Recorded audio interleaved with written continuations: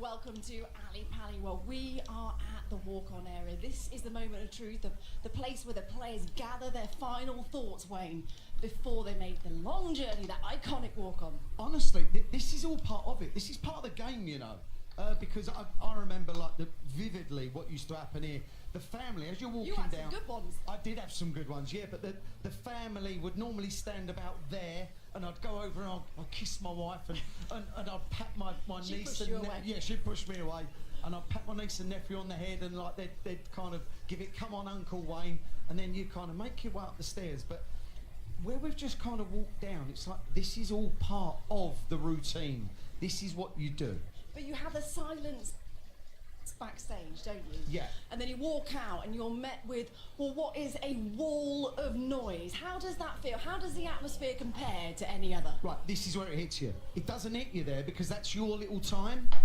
Then the whole crowd, they're looking at you now. Well, they should be.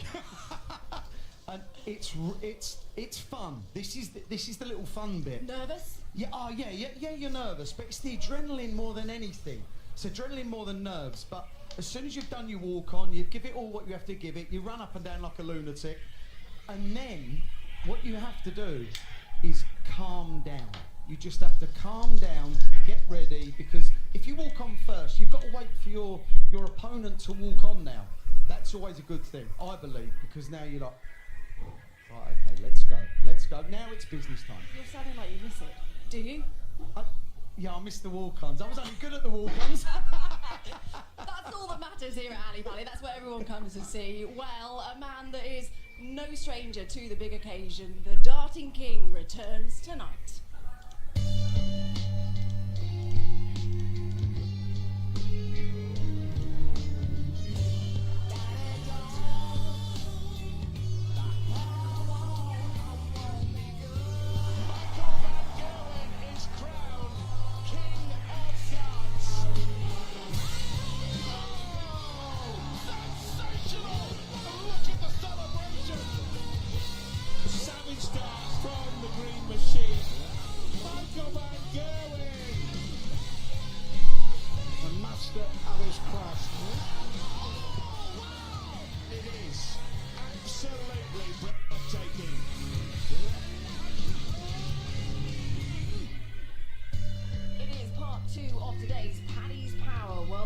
Championship doubleheader. And no surprise, the Ali Pally fans are out in force once again. 4 matches to enjoy this evening, 3 first-round ties, plus a 3-time world champion Michael van Gerwen in action. What is not to like? Here's what's coming away on night 5. Our headliner tonight is the darting great who returns to the Palace to kickstart his 2024 campaign. Michael van Gerwen is on the hunt for a 4th world title, but he has to get through Irish hotshot Keane Barry. The real deal, Mike De Decker, comes into the tournament in fine form and makes his 4th appearance here at the Worlds. He faces Dragutin Horvat. Debutant Ricardo Petresco will be looking for his first win on the Ali Pally stage. Standing in his way, though, is Mikuru Suzuki.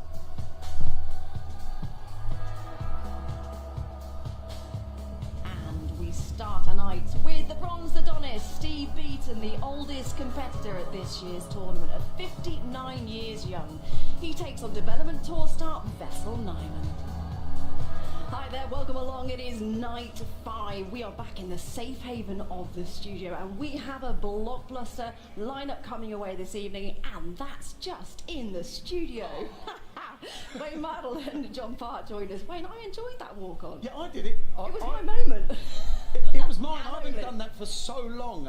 And you mentioned the nerves. I'm thinking, I'm glad I don't do it, seriously. But no, it was a bit of fun. I thought about my darts name as well. Go on. I'd be the Raging Wool, the same as in boxing. It's not a bad one. No, that's not catching on. No. Think again. All right. Okay, back to the drawing board on that one. Tonight we have Michael van Gerwen in the house. The atmosphere is already electric here. You know it's a party when he's here, John. Well, yeah, listen, he's been the most consistent performer in the last decade in my mind. And every year he's discussed as a potential one to lift the trophy. Sometimes he does, but it's been a little while. And it's 3 years without it. He's getting to the point where he needs to get another title. He's got 3, but he needs a 4th, and sooner than later, because you go too long, and then you really start to get doubts about, well, will I ever get another? So he's still not in that kind of place yet. But the way he's played well enough at times this year, I think he could do it quite easily. Yeah, well, we'll have plenty more chat on MVG coming right up. But this afternoon, we were treated to a cracking afternoon session, and it was only a matter of time, wasn't it? But the first seed has gone. Now, not so long ago, Ian White was a top 10 player. Is he in jeopardy here against the Japanese star? Puffs out his cheeks, tries to take the emotion out of it, but he's hit it nonetheless. And do we have another upset on the cards? He leads now by 2 sets to 0. That is exemplary. He wants tops. The blood pumping through his veins, just needs to hold himself together here to hit double top. Tomoyo Goto of Japan has ousted Ian White. Richie Edhouse, a player who it is very easy to underestimate. Jeffrey de Graaf has still got some question marks over him, really. Out of that to wrap up set 1. He doesn't need any more, and he gets over the line in that opening set. Double top for a straight sets win. Richie Edhouse misses a match start. Can he hold himself together? He can indeed, and he's still in this first round match. For a first win on the Ali Pali stage. Back from the dead. And Jeffrey de Graaf has turned it around. 2 sets down. He beats Richie Edhouse. Yeah, Keegan Brown goes under the nickname of the Needle. He won't want to start any needle with Big Boris, will he? Top, that's all he needs. Keegan, 1 dart Brown. Double 4. And a set that was totally dominated by the Croatian. And we're all square now on the Ali Pali stage. So 108 for the match here. And Boris Krčmar wraps it up. KO's Keegan Brown with a minimum of fuss. James Wade, the 10-time major champion, is a real test for Matt Campbell. Usually there's only one outcome. Look what it means to him. For a level match, it is 1 apiece. 2 darts for the set.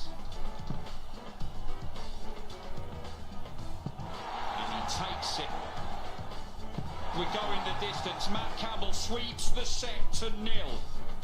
Double 18. And Matt Campbell doubles up at Ali Pali. Having got his first win against Ilagan, now he takes out the great James Wade. It was good, wasn't it? By the way, it's only taken a few minutes to drop. The penny has dropped. You finally get my name, don't you? Rate you more, yeah. Yeah. Sorry. Okay. Slow I'll on the let you off. uptake. Let's talk about this afternoon then. What an upset. James Wade, he's out, but what a performance from Matt Campbell this afternoon. Well, I thought that he was doing pretty much what he's done all year, and in consistency. He was brilliant at times, could disappear, have trouble on doubles, but the one thing about Matt is, as long as he's still in a match, he comes back well from adversity. He doesn't let things get him down, and he applies himself. We saw it at the end of his first match, a brilliant last set, and we saw it here with James today. He just was a better player all around in any case. I think he might have been able to win 3-1 had he been a little more efficient on his doubles. Wayne, one of the things you talk about a lot up here is about the pressure and how much it can get to you on the big stage. What Matt had this afternoon was composure. He held it together when it mattered. He really did, yeah. And to be honest, in years gone past and games gone past, even against Lawrence Ilagan in the previous game, he lost composure at times, and he did do today, but it had no bearing on the result. He still held it together enough to get over the line against someone that you can't normally make mistakes against. And the amount of darts he bought himself at a double through power scoring, Matt, was just fantastic. He outplayed James Wade. He outplayed him. He had way more darts at a double than James, which is basically create opportunities, eventually take them. That's what he did. And he'll take a lot of confidence, I'm sure, from that match this afternoon. So he should. That was a brilliant performance, you know. We saw it there, 32% on doubles. If that ramps up to 40, 45. That 96 average turns into 100, and then you become an absolute runner to beat anyone. Jeffrey de Graaf, what a performance as well from him. Came from 2 sets down to beat Richie Edhouse. So quite the performance this afternoon from him.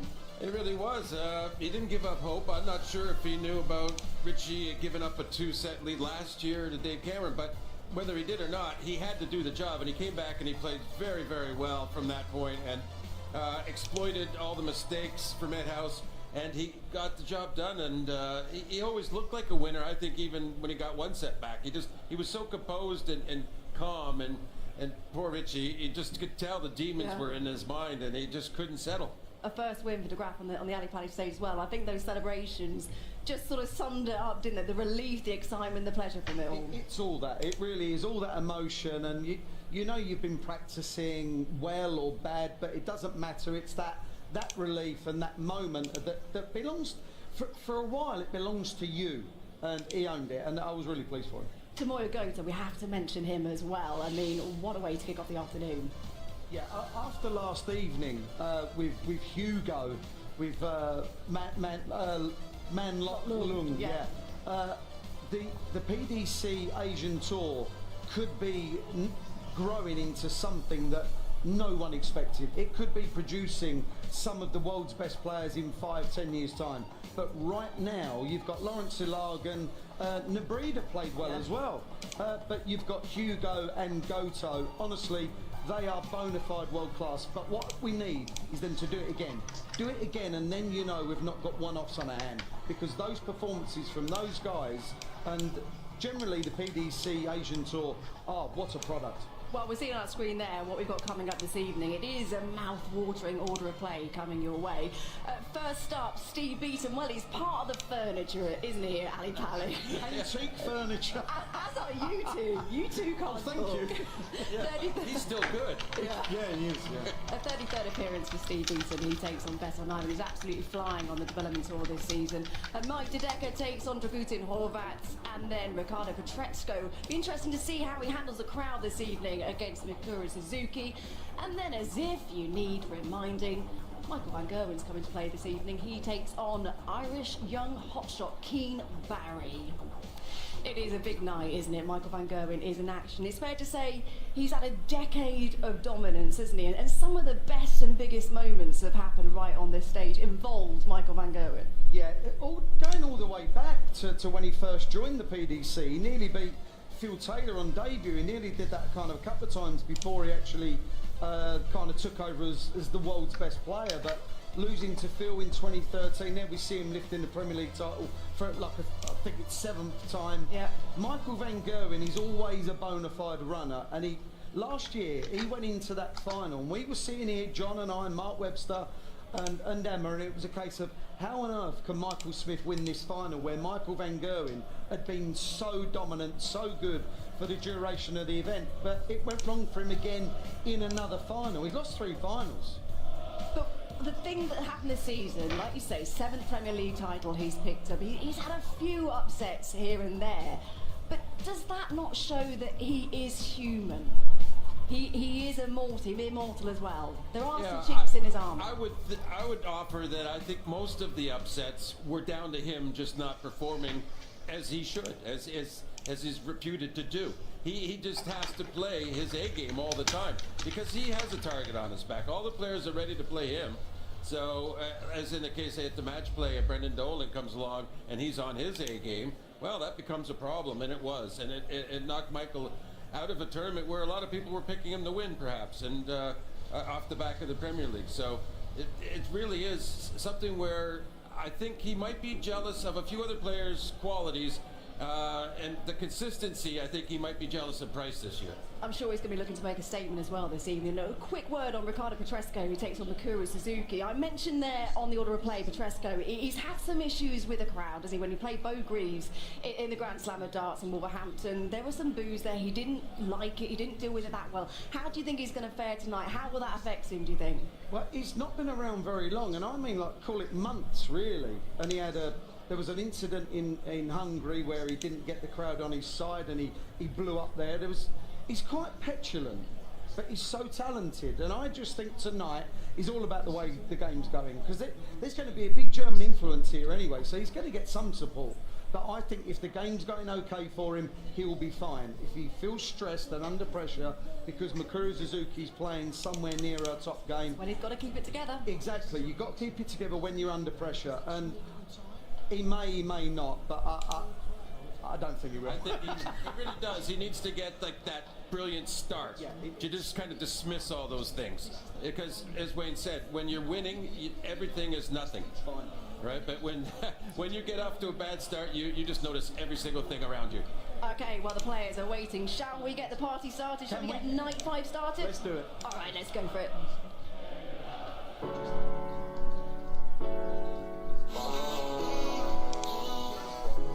Ci vediamo la notte, quando il blocco dorme, pronto dove stai, voglio vederti tonight, sono ancora in mezzo ai guai,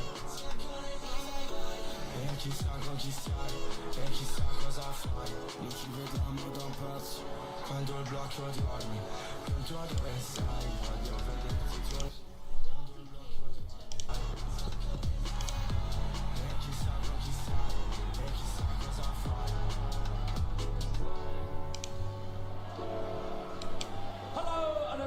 Warm welcome. You're joining us live on Sky Sport from the Alexandra Palace, London. Welcome to the action that is the Paddy World Dance Championship, brought to you by the Professional Dance Corporation.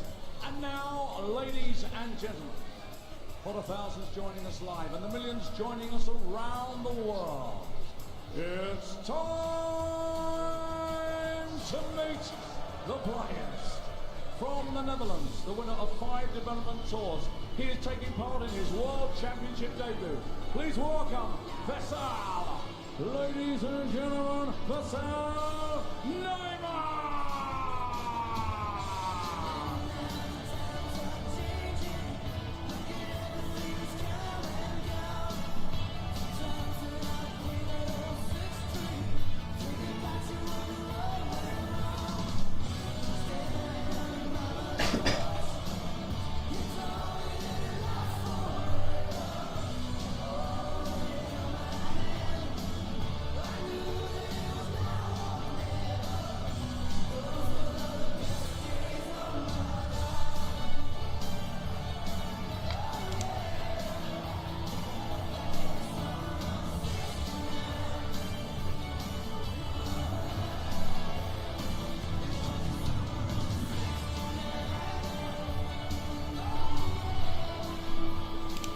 Ladies and gentlemen, from England, taking part in his 23rd consecutive PDC World Championship, a European Championship finalist, and the former ringside champion of the world of London, the one, the only, Steve Beaton!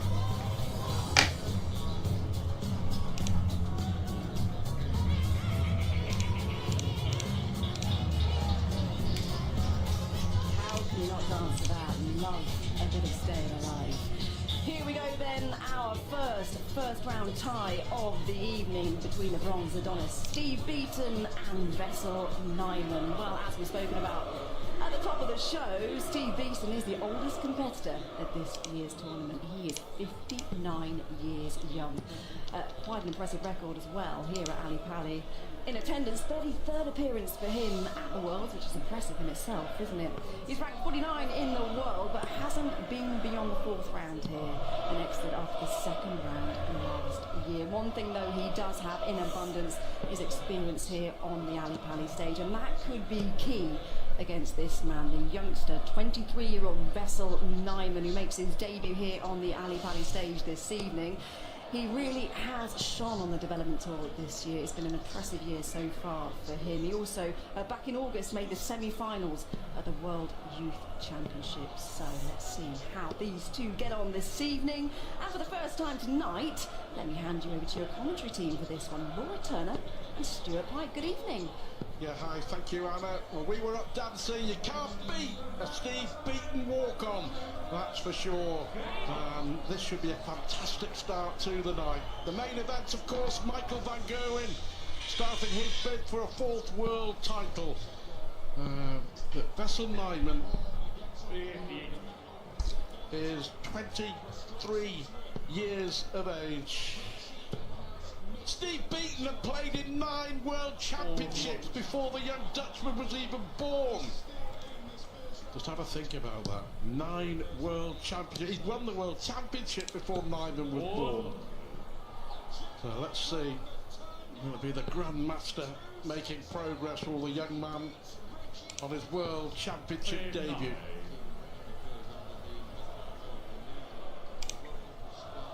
Very much two players at different ends of their career.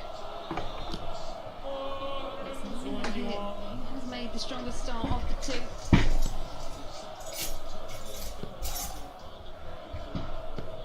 Isn't it great to see the great man on this stage? 60 years of age in April and still in the world's top 50. It really is an unbelievable record, isn't it? 33 World Championships appearances consecutively, 23 here in the PDC, obviously transferred over from the BDO to the PDC.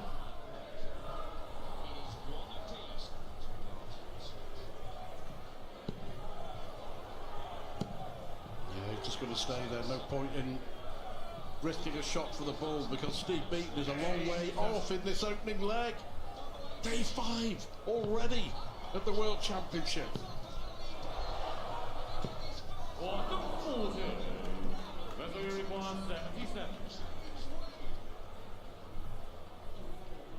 Treble 19, I think the shot. Tops for the opener. Yeah, very good opening leg there from Vessel Nyman. And a 77 finish. Yeah, had a good year. He's had a good year, Vessel Nyman, after a torrid time. And you may or may not remember the young man was given a 5-year ban from the sport, suspended for 2.5 years. He was 2.5 years out of the sport after admitting that he threw a game during lockdown. It was a harsh lesson for the then 20-year-old, but to be fair to him, he's put it all behind him. He admitted he got it wrong.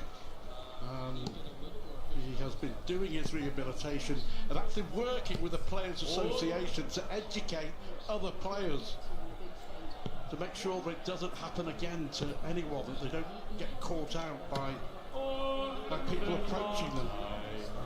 So fair play to Nyman, and I like the way that he's actually served his time, if you like, done some good off the ban of his ban. To finish 3rd in the development tour, fair play to him. So let's see what he can do tonight. He's served his time, and he's hoping that in years to come it will be his time on the hockey.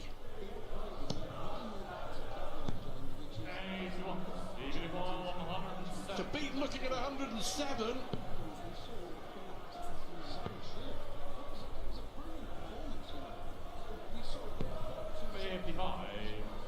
Frustration for Steve Beaton, this to double his lead. Break of road early on.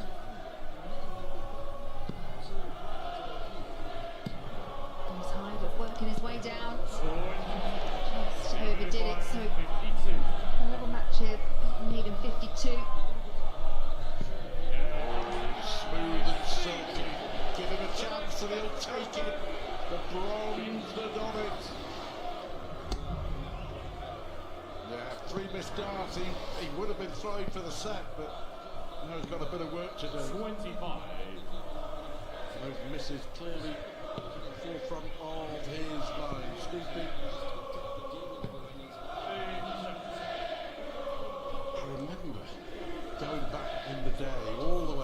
course, he won his World Championship in 1996. Remember the video of the big interview in a jacuzzi? Which is often shared by fellow commentator Dan Dawson, said picture. Yeah. One of the great darting photos, Steve Beaton. They call him the Bronze Adonis, you know, but he insists, he absolutely insists he's never seen anywhere near a sunbed in his life. He's a great man, great character, and you know, you look back and when he won his World Championship in 1996, beat Richie Burnett in the final, but sadly we've lost Andy Ford and who he beat in the semis, but Martin Adams, John Park, Coach Stompy along the way, who are of course not playing professionally anymore. The longevity of the man is astonishing. An outstanding career, very long. Probably hasn't had as much success here in the PDC as he has, or he had in the BDO. Best here at the World Championships, has made the 4th round, most recently back in 2020 when he beat Carl Anderson, James Wade, and lost to Darius Lavanauskas. And they're missing from the schedule this year. Look at the ball, probably 17 and tops instead. Another one missed at top. 123. So an outside chance for Beaton. That makes it a lot easier. He now needs the ball. It really is as easy as 1, 2, 3. How about that from Steve Beaton? The silky smooth. I know we'll keep using those words, but it is. It really is. So basically, Nyman missing darts to win leg 2, missing darts to win leg 3. Steve Beaton rolling back the years.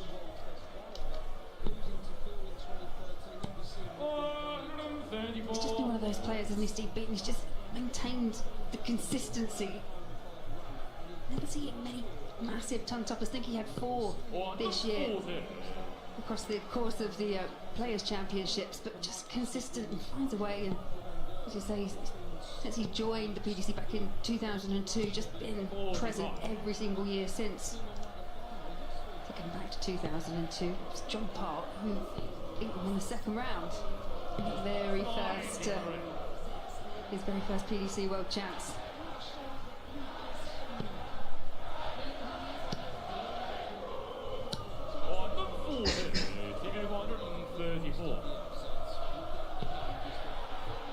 How about this? Oh, he needed the treble 14, but this is still really good. But he looked totally out of the set, didn't he? Lost the opening leg, and then Nyman missed 3 to break through and go 2 up. 150. Brilliant response to leave 32, but will it make any difference? Big dart for Beaton. 3 darts for the set. 32. Can he find a set saver?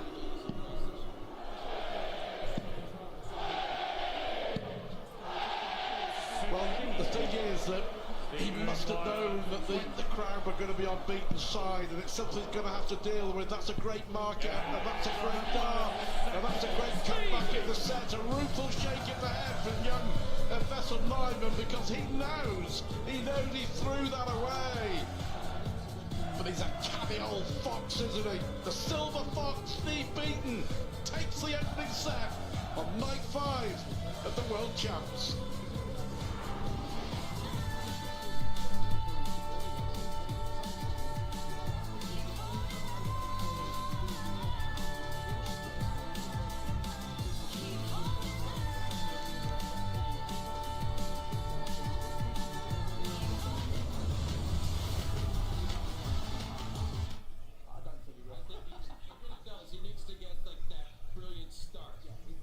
Dismiss all those things, because as Wayne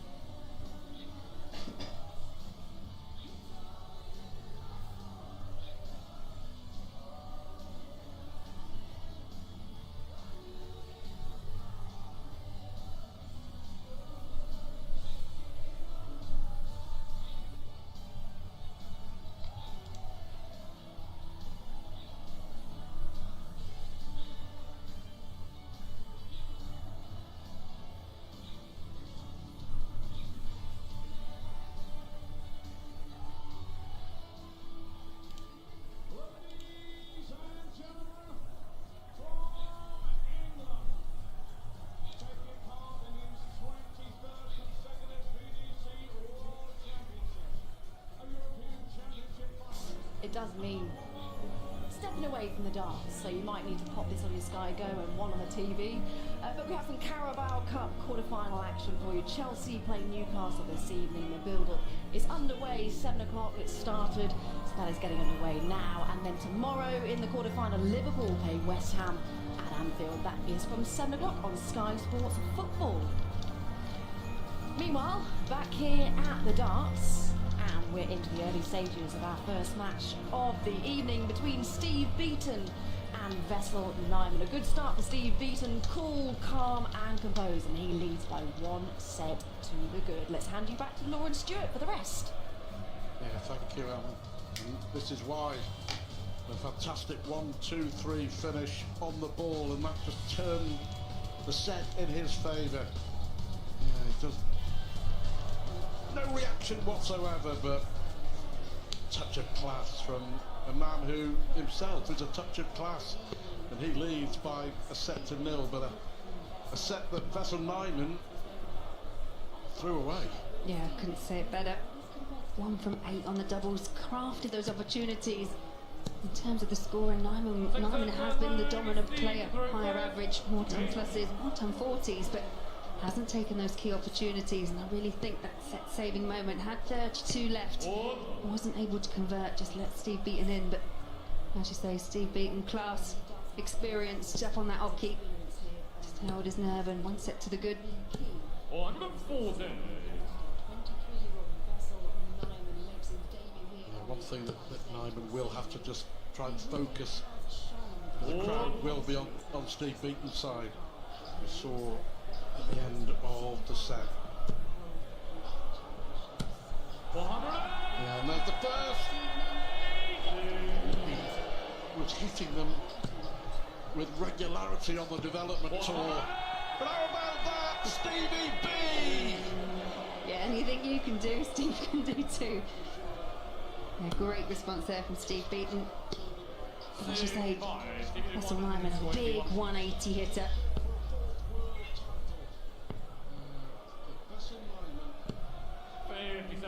Vessel 116.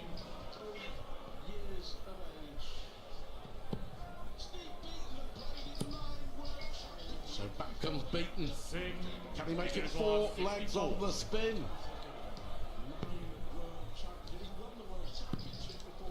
One dart. Of course he can. It is 4 legs on the spin. The frustration there for the young Dutchman is that the 180 gave him absolutely total control of the leg. Beaton was nowhere near, and then the 180 in return, and then he wins the leg. Steve Beaton giving West Ham quite a bit to think about. He made his World Championship debut in 1992, Steve Beaton. Lost in the first round to Chris Johns. What were you doing in 1992? I was 9. 120. Unlucky. Although by that time I was probably watching the darts.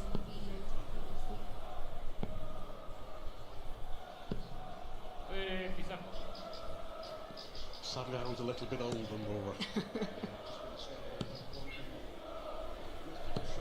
36.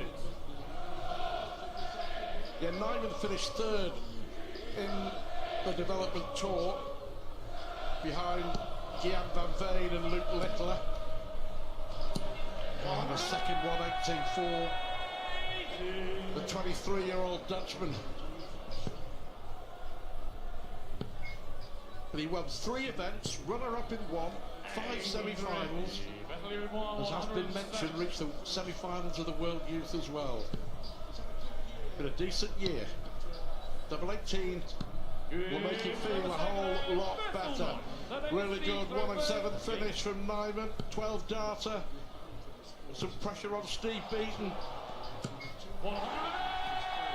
Pressure? Did you say pressure? Sometimes there are no words when you're watching this match. 60 in April. All the players, Lord, that he's outlasted and still playing at the highest level. 101.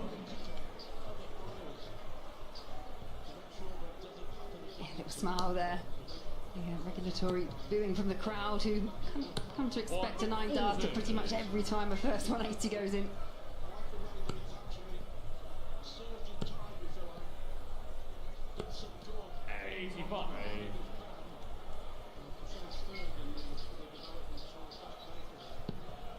Worth mentioning, the winner, by the way, will play Darryl Gurney in the second round. 35.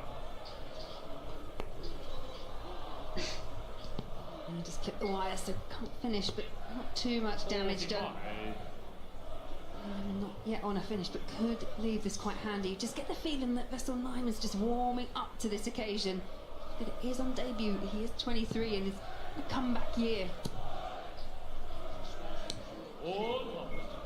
Back on the tour at the start of 2023, so he's done very well. Double 15 for Steve Beaton. Great adjustment. Has been a very solid finishing from Steve Beaton.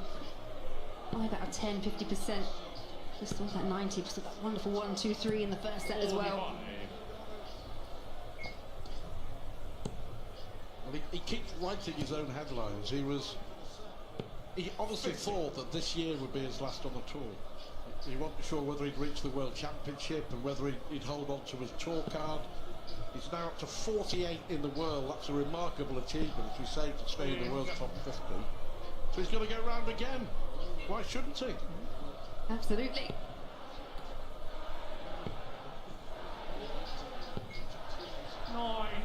It is one of those things, though, isn't it? Darts is one of those sports where if you've got the drive and you've got the ability still, it's kind of ageless. I think we've got the youngest competitor here this week, which is Luke Lidler, who we've mentioned, 16 years old, all the way through to Steve Beaton. One of the finest throwing actions ever in the sport of darts. But he keeps very fit. He cycles 15 miles, or 30 miles a day to the gym and back, and he swims a lot every single day when he's at home.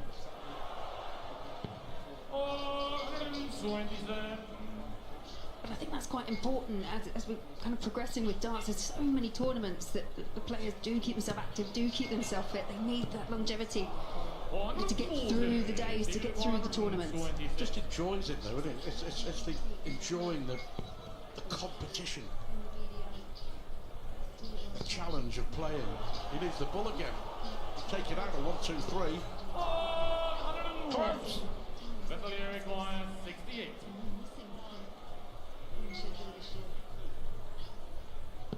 So this is to stay in the set. And he does well there. So we're going to a decider. This is an absolutely massive leg of dart.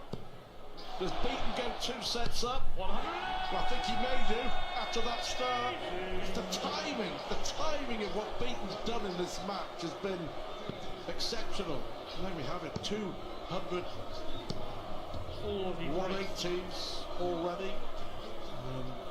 Paddy Power, the sponsors, that £200,000 going towards prostate cancer as well, so all good. Yeah. Timing has been immaculate, Laura, hasn't it? Has indeed, yeah. Vessel Nyman just not able to find a strong enough response.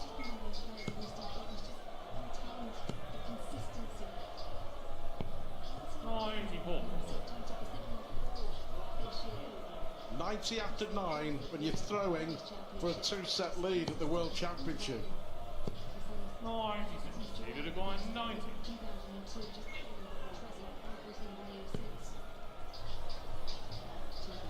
No pressure on the shot, but they'll go treble 17 to lead double 18 anyway. 54.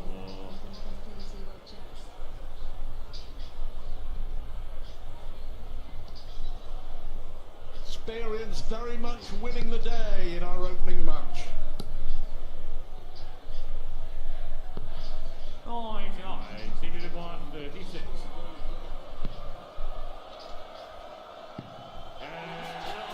And there we go, Steve Beaton in double quick time, doubles his lead He's 2 sets up, playing in his 33rd consecutive World Championship. Beaten leads the young Dutchman, 𝐋𝐈𝐕𝐄, 2-0 here at the 𝐋𝐈𝐕𝐄.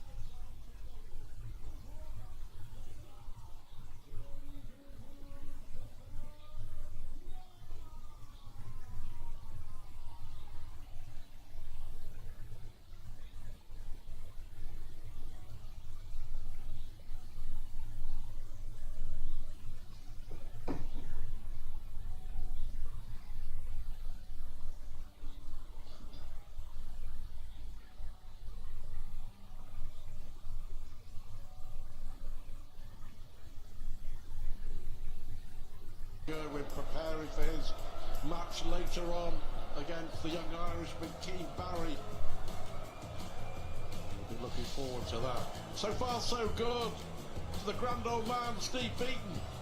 2-0 up against the young Dutchman 𝐋𝐈𝐕𝐄. Still to come, Mike de Decker and Dragan Horvath. 𝐋𝐈𝐕𝐄 against Bukuru Suzuki. And 𝐋𝐈𝐕𝐄 enters. Stage left it is. We'll look at the stage here at the 𝐋𝐈𝐕𝐄, the biggest stage in world darts. Set 1 to Steve Beaton, 3-1. Set 2 to Steve Beaton, 3-2. So no coming back here for 𝐋𝐈𝐕𝐄. But we did see a fantastic comeback from 2 sets down this afternoon. Jeffrey de Graaf against Richie Edhouse. Edhouse looked to be coasting, but de Graaf winning. Deservedly so, it has to be said. And you can just see that marked improvement with Steve Beaton. 𝐋𝐈𝐕𝐄 was the stronger of the two in the opening set, but just left too many misses that doubled left the opportunities. But 97 in that second set for Beaton. And you can see the checkout percentages. Improvement from 𝐋𝐈𝐕𝐄, but it's Steve Beaton that's 2 sets to the good. 6. And the key for beating, he still has the hunger. He still enjoys it. Still enjoys the sharp edge of competition and the 81. and the camaraderie of being on the tour. If it's still fun, why not carry on? 4.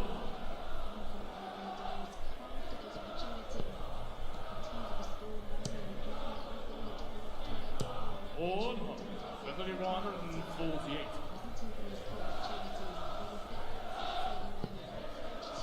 Another one of those would be nice. 140. Solid set up play there for Nyman. 134. The double 4. To win a leg, he has to win. In a set, he has to win. And on the first leg, Vessel 9. Second leg is Steve to throw first. He's on the board.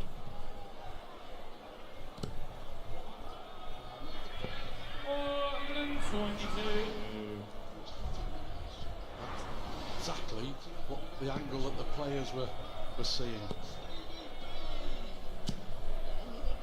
And I managed to get that one in there, but he did. Found a way, but people tipping Vessel Nyman to do quite well in this tournament based on what we've seen. He's, as I said before, he's a big 180 hitter, and he's quite a few time toppers on the development tour. Averaged around 92 consistently, but did include 111 against Kieran Tian.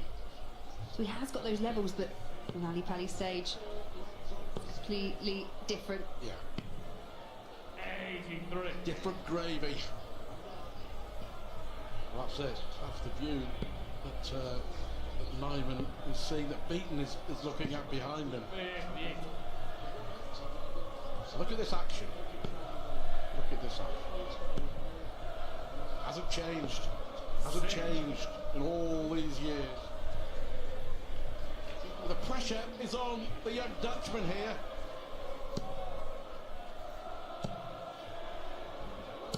And he's up to the task. 3 180s each. Yeah, the throw before, you just saw that shake of the head from Steve Beaton. Knew he just left him a sniff of opportunity, and Nyman taking the advantage. 106 required for a 2-0 lead in this third set.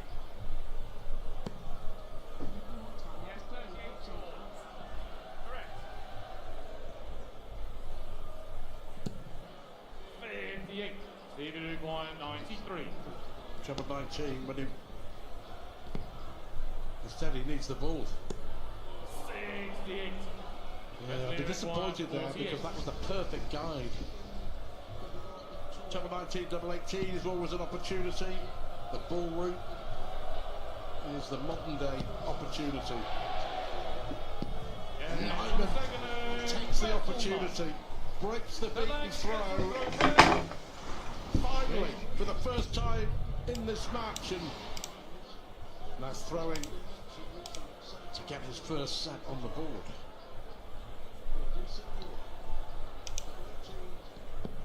Let's have a look back at Steve Beaton, playing for the enjoyment and the competition.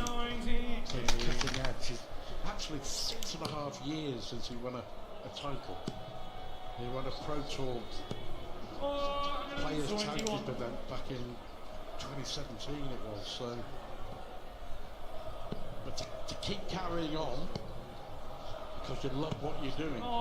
Absolutely.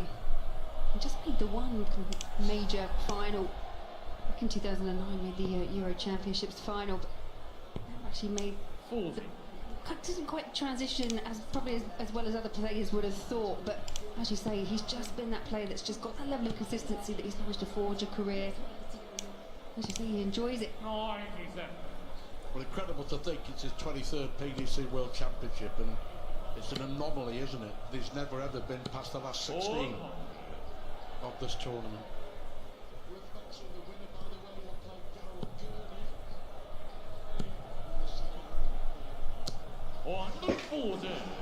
This is a good leg of darts from young Vessel Nyman. 137. Vessel Uruguay 49.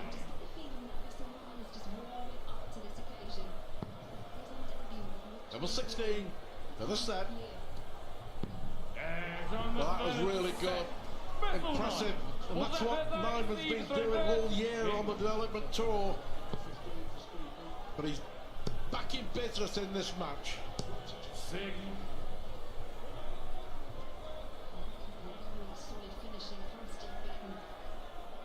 Steve Beaton happy with that visit.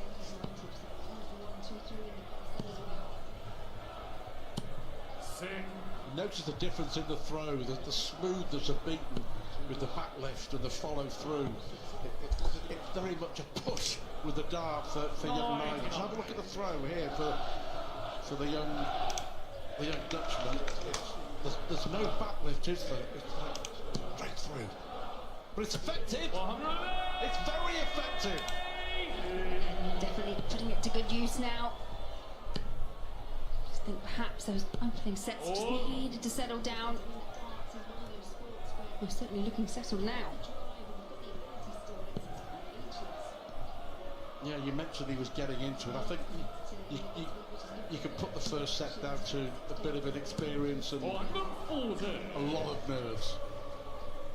Human nature, the first time you play on this stage in this tournament. 121. Battle 121. They're both on 1-2-1, but Nyman gets the first shot. He needs the ball. 72. Happy to use Steve Beaton. 1-2-1 required here. Yeah, unlucky, no finish now. 85. Wesley required So 49. 4 legs on the spin is beckoning for Nyman. Wow. Nearly got the treble. But he did get the double. Vessel 9. Second leg, Vessel to throw first. Well, we did see a run earlier on in the match with Steve Beaton winning 4 consecutive legs. It's now shifted and it's Vessel Nyman with 4 consecutive legs. He thinks we have a game.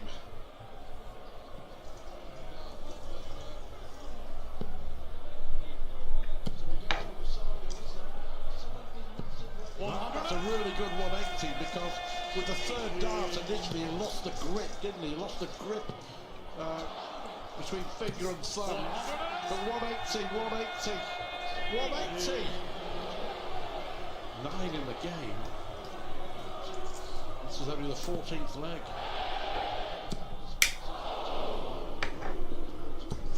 I think that second one was heading for the treble, just clipped the dart that was there, but Steve Beaton back in.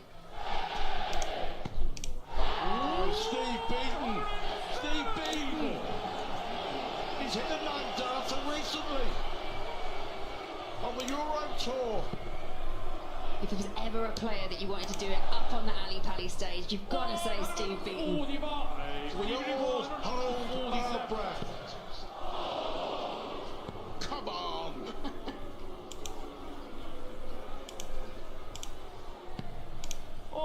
Well, he was on a 9 darter, and he's left 16 after 9, and may not even get a shot at a double. That's how good his opponent's been. Oh, well done. Really good composure. Really good from Nyman. 5 consecutive legs. And there's nothing you can do apart from what Beaton did. 16 left, 9 darts thrown, and didn't even get a dart at it. He's showing what he can do, isn't he? Showcasing his real talent. Yeah, the first time we've really seen some kind of explosive display from Vessel Nyman off the back of that 11 darter. 140.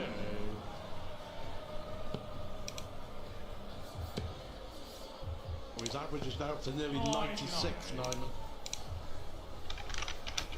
The last 5 legs, he's been irresistible.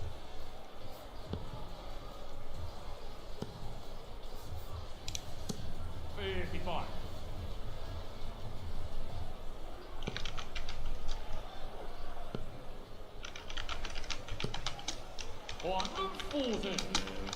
Can't keep him quiet for long, can you, Steve Beaton?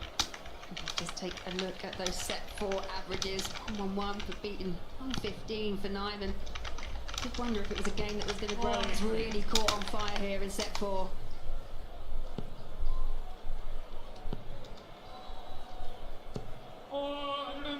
That'll do for Beaton. How much pressure will he be under?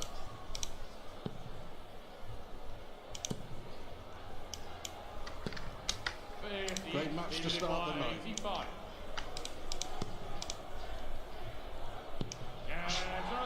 You just knew, didn't you? As soon as the treble 15 ran in, you knew what was going to come. I know we are gushing in our praise of Steve Beaton, but why shouldn't we? Nearly 60 and still playing at the highest level. He was one of those players that inspired me, you know, like someone I enjoyed watching when I was younger and looking to start playing darts.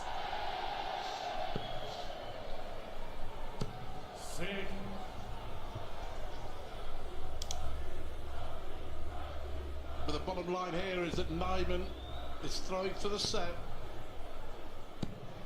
What a good set it's been.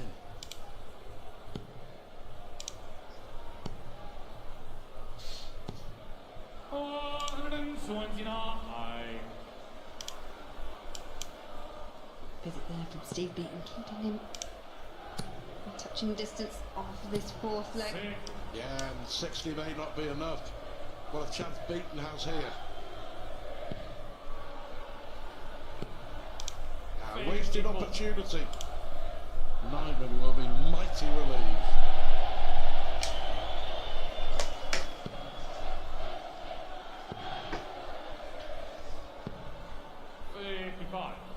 He's feeling the nerves, isn't he? Yeah, I was going to say the same thing. It's a big moment in the match. It's a big moment in his career, but he's feeling it. Potentially 6 darts away from 2 sets all. Yeah, a shake of the head there from Steve, because he knows those opportunities are being presented and he can't take them either. Oh, it's nervy. It's tense. It's edgy.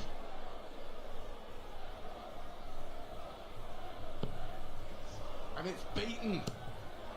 It's Steve Beaton smashing in the big score. Well, he's throwing for the set. He's only gone 147 after 15 darts. No doubt nerves. And now he's relying on Steve Beaton missing.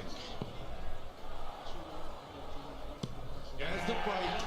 There's the cool. There's the calm. There's the double.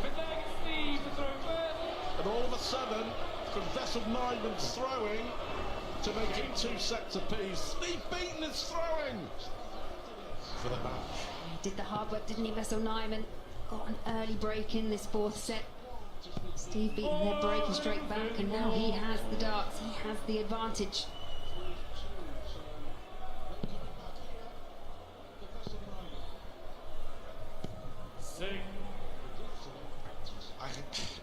You feel that he just really tightened up, didn't he, Nyman? 27.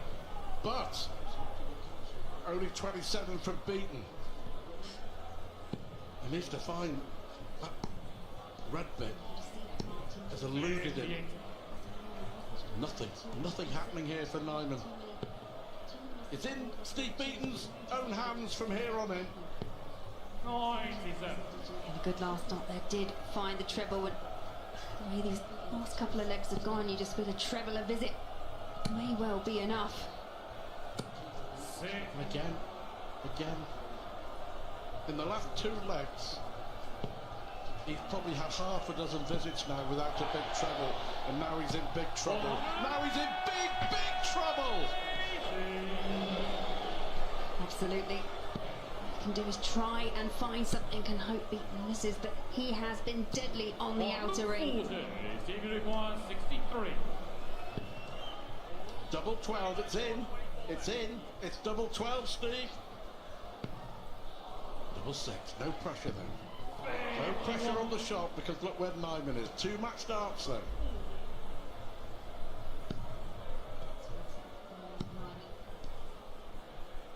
He is like it, he's refined, isn't he, Steve Beaton? 83. Stephen Cultured, like a nice bottle of red.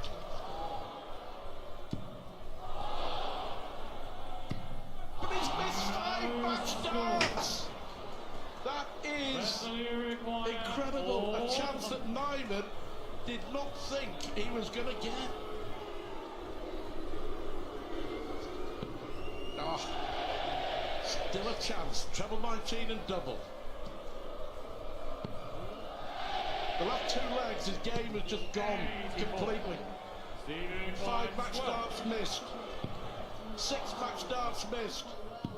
But lucky 7 for Steve Beaton, who rolls back the years with victory once more on the 𝐋𝐈𝐕𝐄 stage. In the end, I think, I'm sure the nerves got to the young Dutchman Wessel Nyman. And experience did win the day. Steve Beaton holding it together beautifully.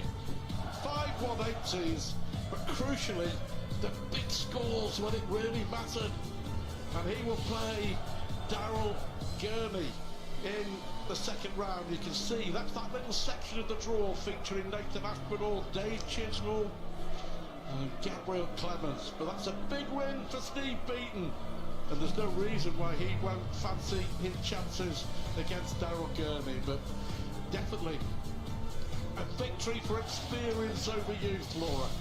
Yeah, absolutely, and there you can see 3-1 Steve Beaton, 92 average, not much between them, but it was just the outer ring, I think, that made the key difference, especially in those early sets. But we can now join the victor, Steve Beaton, over on the stage. Steve Beaton, not a bad way to get your 33rd consecutive World Championship campaign underway. Oh no, I mean, the absolute win. I mean, why wouldn't you want to play? Like, every day, really, here. You know, it was, I mean, he was such a tough opponent. I didn't know a lot about him, but he played really well. And, you know, you got to take your chances, and that was it, really. Yeah, you were superb on the outer ring throughout that contest until you had those darts for the match. What was going through your mind? Did you start getting a little nervy? Oh yeah, definitely, yeah. You know, you got to. I couldn't believe the other 3 didn't go in, but you know, it's one of them things. But I'm actually over the moon. I don't want to show it, boy. I'm over the moon. Next up for you, Daryl Gurney.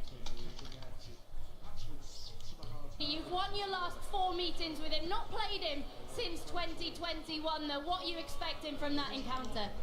I'm looking forward to it. I mean, you know, I got Christmas Eve after that, you know, great Christmas. Great, you know, I'm really looking forward to the game. I take one game as it goes, and you know, to win tonight was a lot, you know, and you know, I'm over the moon, really. Great. Absolutely. Great to see you getting another victory on this 𝐋𝐈𝐿 stage. Ladies and gentlemen, the Bronze Adonis! Well, you can see just how much that means to Steve Beaton, can't you? Rolling back the years here at 𝐋𝐈𝐿 this evening, it was a case of experience prevailing, wasn't it? His timing, bang on point. A good win for the Bronze Adonis then. He moves on to round 2 where he'll face Daryl Gurney. Don't go anywhere, we have much more to come, including Mighty Mike. Don't go anywhere.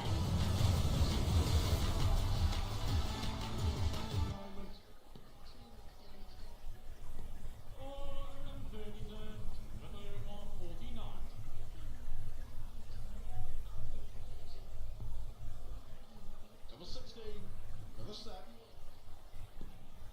Well, that was really good. Impressive. That's what Nyman's been doing all year on the development tour. But he's back in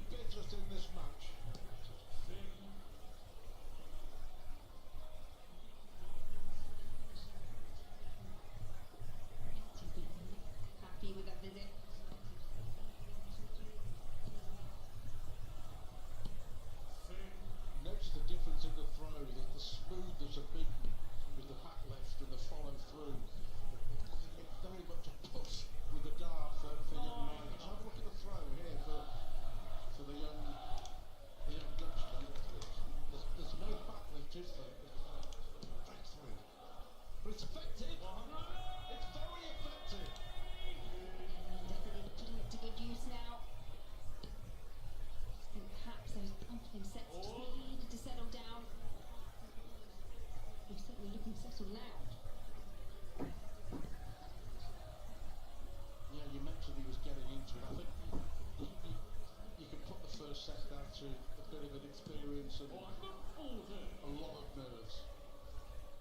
Human nature, the first time you play on this stage in this tournament. Both on 1-2-1, but neither gets the first shot. He needs the ball. Over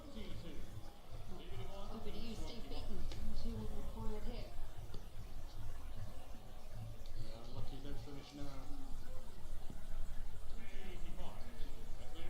So 4 legs on the spin is beckoning for Nigel. Wow. Nearly got the treble. But he did get the double. We did see a run earlier on in the match with Steve Beaton winning 4 consecutive legs. It's now shifted and it's Russell Nyman with 4 consecutive legs. He thinks we have a game.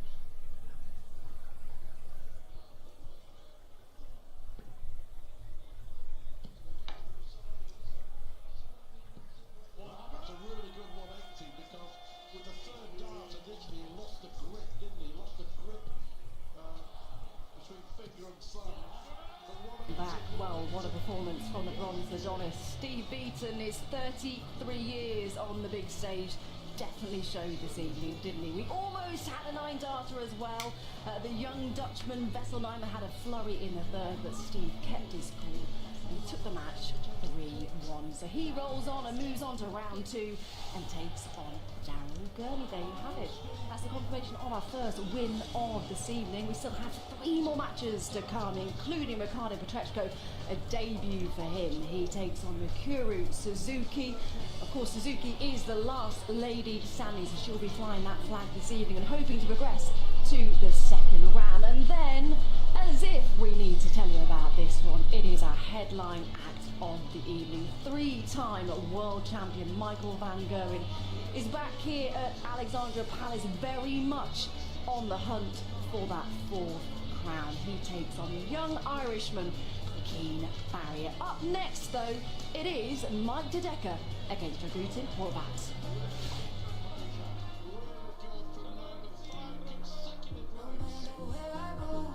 Quite simply, the biggest show on the planet.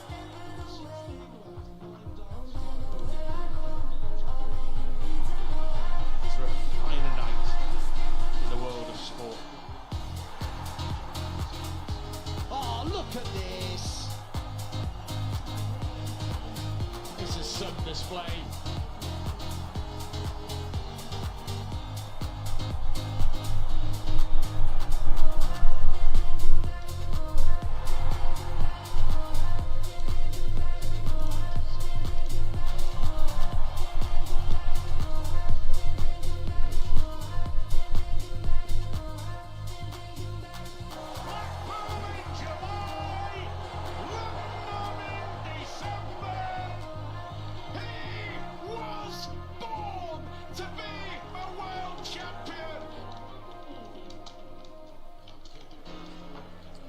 Thank you, ladies and gentlemen. A very warm welcome back to the action. We are coming to you live on Sky Sports from the Alexandra Palace, London.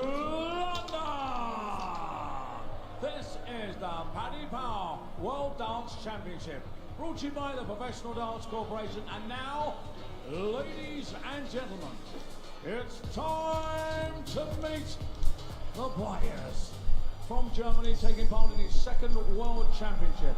A 2-time PDC Europe Super League champion, the winner of a Challenge Tour. Would you please welcome Dragutin Horvat!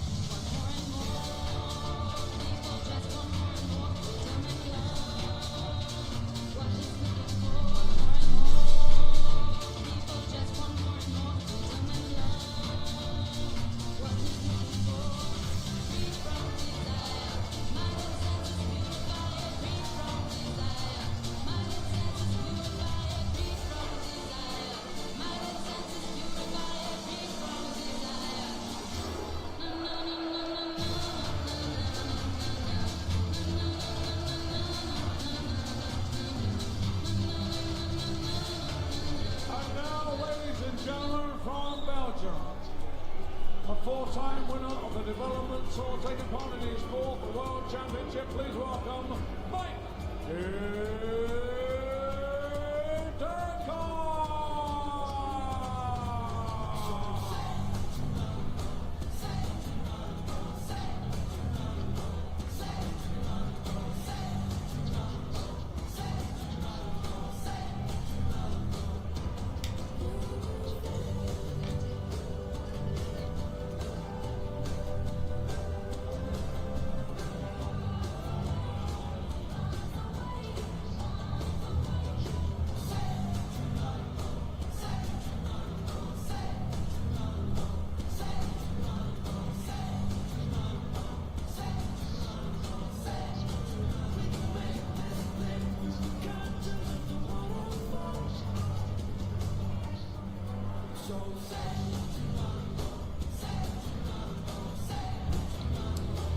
Very much looking forward to this one then. It is our second first round tie of the evening between Mike de Decker and Horvat. Well, the real deal from Belgium, he's in pretty good form actually coming into this tournament. It's been a steady year for him. I think consistency, and consistent rather, is the word, and he continues to climb the ranks and edge ever closer to that top 32. That should give him a bit of a welcome boost ahead of this tournament here at the Palace. It's his 4th visit to the Worlds. He's made the quarterfinals a couple of times. He went out in the second round, losing to Mensa Sulovic last year. How will he get on though against Dragutin Horvat? It's been a while since we've seen Hercules here at the Palace. In fact, the last time we saw him, and the only other time we've seen him, that was back in 2017. He went out in the first round to Simon Whitlock in that one. He has had a bad year though, winning his 2nd PDC Europe Super League crown, and that was last month. So how will these two get on in this one? And let's just remind you that it is world number 32, Madas Razma, who's ready and waiting for the winner of this one. Okay, let's get to it then and hand you over to your commentary team for this one. It is John Part and Wayne Martel. Take it away, guys. Thanks, Anna. Thank you very much. Yes, it's Dragutin Horvat who takes on the real deal, Mike de Decker. But if you look just at the rankings, the PDC order of merit, you've got Dragutin at 139, Mike de Decker at 35. It really should be one-way traffic, but it doesn't work that way. You've got to play the games. That's what darts is all about. And Anna already said, didn't she, about the way that Dragutin qualified by winning the Europe Super League. That is a real chore to win. You've got to be good to win that, and he beat Pascal Ruprecht in the final 8-3, averaging 90, John. So over 11 legs, averaging 90. Good stuff. Yeah, and over, you know, a big stage competition like that, the winning is the greatest preparation for coming to a world championship. Yes. It's such a confidence boost, because when you're in a situation where you need the doubles, you maybe need a big finish, maybe you need the 180 to get back in a leg, whatever it is, you've done it all. And you feel confident that you will when pressed against. Yeah, good point. Mike de Decker, the young Belgian, he's definitely on the up. He's by no means setting the world of darts alight, but he's doing a lot right. He lost in the first round of the match play, but to qualify for that can be a task. This is his 4th appearance. Reached the second round twice. 100. Yeah, when Mike's throwing well, he looks very likely, and he looks extremely talented, in fact. Yes. And I think a lot of us are a little perplexed why maybe he hasn't had more success. 104. Be even higher than he is. There's the 4. 44. Wanted a lot more, but it's not a darting disaster already. Seen Lee Evans take out the biggest fish of all so far. 100. Not going to go this time 60. for the first leg. Tops. And that's that winning conditioning on display right there. Has a chance, takes it. That's what you do. Drama free. Where's the darting drama in that? I'm sure we'll have some. Just joining us, you missed darting drama in the last game. Steve Beaton beat Vessel Nyman Steve Beaton making his 33rd World Championship appearance. 107 years of age he is, bless him. Incredible. 80. Joking. 59 and still able to compete at the highest level. You're so jealous. I can't tell you how much in awe I am of the 60. man. I think it's out there that I love him, we know that. But wow, what a man, what a player. 119. Yeah, I kind of echo what you said about Mike, John, is that 60. he looks $1 million when the first dart's in or amongst. But sometimes just struggles when he has to regroup a little. He seems to have some intensity issues, visit to visit, even dart to dart at times. Just a bit tentative is maybe what's going on. Yeah. Trying too hard, sometimes that impedes you. Oh, that's lovely. 98. Good leg, or a decent leg from Mike. Cregatin's not having a good one after breaking in the first. You'll love that. And that. Double 16. On the second line. I like it. Yeah, but everything was right about that visit and that outshot, the 106 finish, and that's where the belief is built in. Yeah. Internally as well. That should help him moving forward here. A good plus, a good positive. You know, he's seen his opponent kind of have a similar sort of finish in terms of competence. Yeah. And, you know, so that would be the alert, hey, I got to sharpen up, and he has. So that's a really good sign for the deck. It's nice to have a good leg and break, isn't it? You do it on your own leg and leave someone 15. on. Oh, wow. That's not good. If you do it on your own leg and leave someone on like 323, you're actually thinking, well, I need to do that against throw. So to do it and break back was good.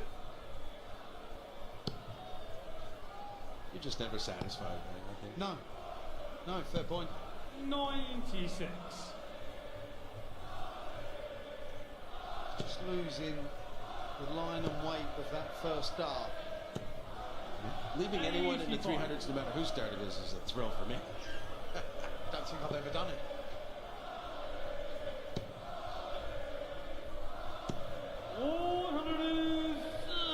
There's a huge German presence here and there. They're loud. They're good. 82. Darts is global. But keep straight. 60. Looking at New 134.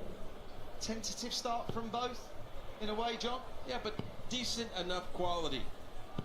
94. But yes, there's tension about the game. I think they'll settle in and fire back and forth a little more rapidly. But tops, or sorry, he needs that for double 18. And, well, he made that look as easy as one dart at tops. Let me tell you, that is two excellent finishes in consecutive legs.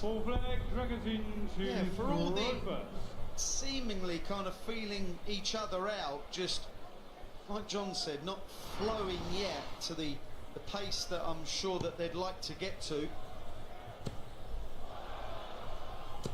Wow, look at the quality, really, it's being forced out of each other. Yeah, you can drag each other up. That's it, just carry on. 80. That happens quite a bit with Mikey. The darts just kind of flick right at the very end to stand up to the angle that they do. It's probably about 35, 36 degrees maybe, but they don't go in particularly hard. Is there a way to avoid that flick wing? Well, it's a grip issue, so I would suggest not mucking around with the grip. Maybe try some front-weighted darts. That can sometimes help. Yeah, you know yourself, John. You start faffing with the grip and it all goes wrong. Yeah, I can have multi-grip. just whatever happens every dart to dart in a match. But sometimes I can hit anyway, you know, but not with any confidence. 78. I haven't thrown one dart the same for a decade. He'll love that. 100. They continue for 116. Well, the finishing so far has been perfect. 76. And that was a pretty good effort. Didn't need it, but he certainly went for it. Yeah. 95. Would have been the fourth combination finish in 4 legs. That's how good the outer ring has been to these guys so far. Oh, it's the first bit of fapping we've seen. And now Dideka for the set. Yeah, he finished 106, 96, and now it could be 101 in consecutive legs. And for a set, this is some sort of punishment if he delivers. Yes, so double 12. 77. He must have been feeling some adrenaline pumping through there. Yeah. I think he might have fancied that. Splitting. 2. And yeah, he's just getting a little desperate now, trying to extend the set, and that effort was completely tension. This should be relaxed now. And it is! And Mike Dedecker takes set 1, 3 legs to 1. But well played at times by both players here. They're settling in. I don't think the averages are anything to really brag about so far, but it looked like they're pushing each other.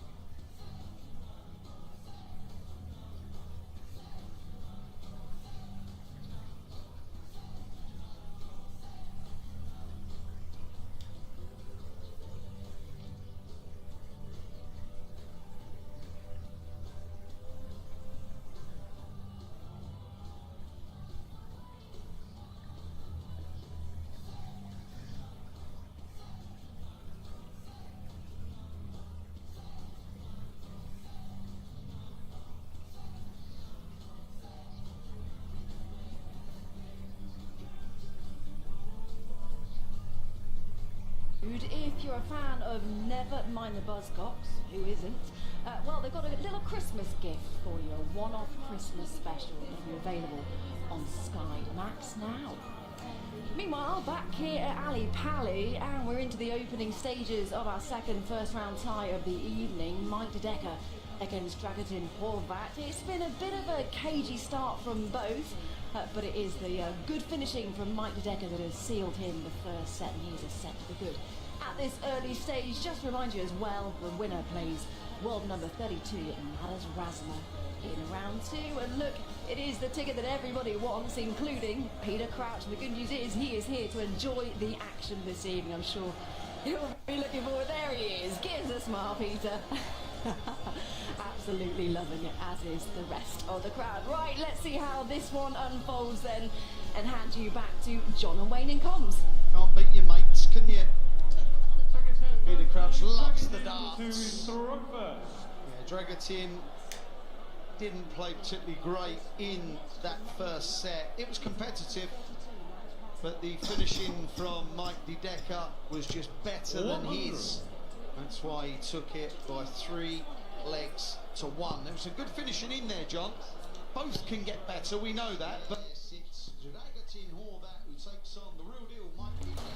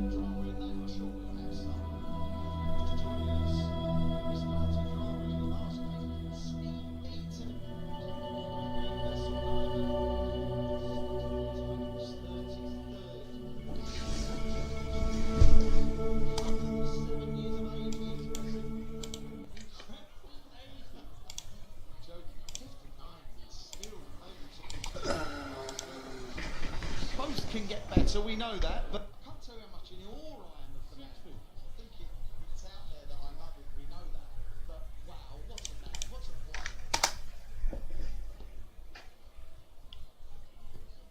419.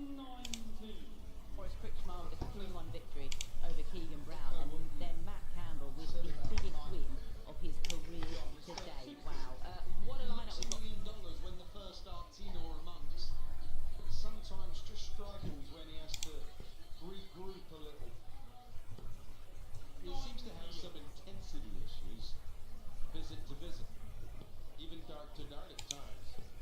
period of Mighty Decker in 57 and 57, leaving 24 was mustard. Yeah, I think the format was intense already. He certainly was after that setup. Yeah. Sheesh.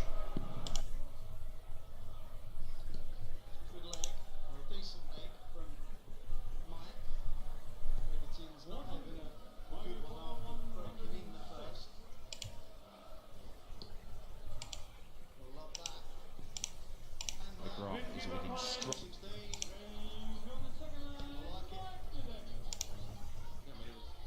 Everything was right about that visit. That shot, 106 finish, and that's where the belief is built in.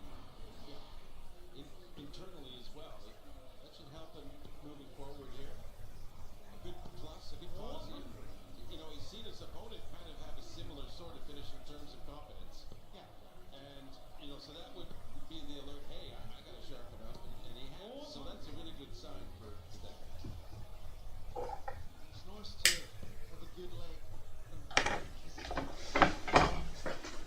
You get on your own leg and leave someone on.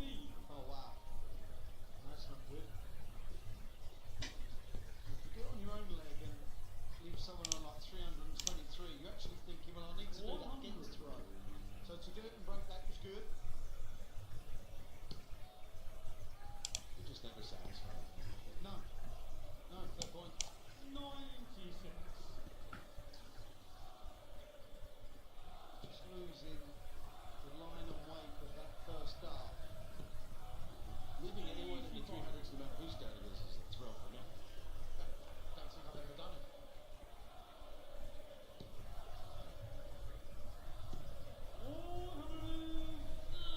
There's a huge German presence here and there. They're loud. They're good. 82. Dance is global.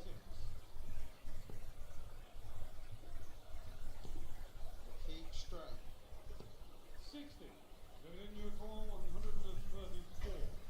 Tentative start from both in a way, John. Yeah, but decent enough quality. 94. But yes, there's tension about the game. I think they'll settle in and fire back and forth a little more rapidly. Tops. Oh, sorry. He needs that for double 18. And, well, he made that look as easy as one there at the tops, let me tell you. That is two excellent finishes in consecutive legs. Yeah, for all the seemingly kind of feeling each other out, just like John said, not flowing yet to the pace that I'm sure that they'd like to get to. Wow, look at the quality, really. It's being forced out of each other. Yeah. You can drag each other up. That's it, just carry on. 80. That happens quite a bit with Mikey. The darts just kind of flip right at the very end to stand up to the angle that they do. It's probably about 35, 36 degrees maybe, but they don't go in particularly hard. Is there a way to avoid that flip when? Well, it's a grip issue, so I would suggest not mucking around with the grip. Maybe try some front-weighted darts. That can sometimes help. Yeah, you know yourself, John. You start faffing with the grip and it all goes wrong. Yeah, I can have multi-grip. Just whatever happens every dart to dart. It's not a match. But sometimes I can hit anyway, you know, but not with any confidence. 78. I haven't thrown one dart the same for a bit.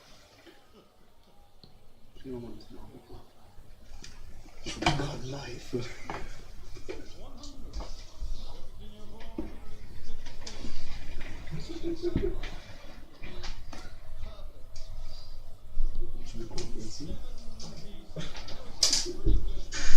Didn't need it, but certainly went for it.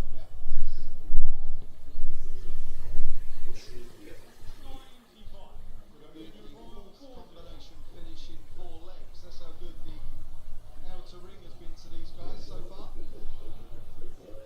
Oh, it's the first bit of faffing we've seen. And now Dedeker for the second one.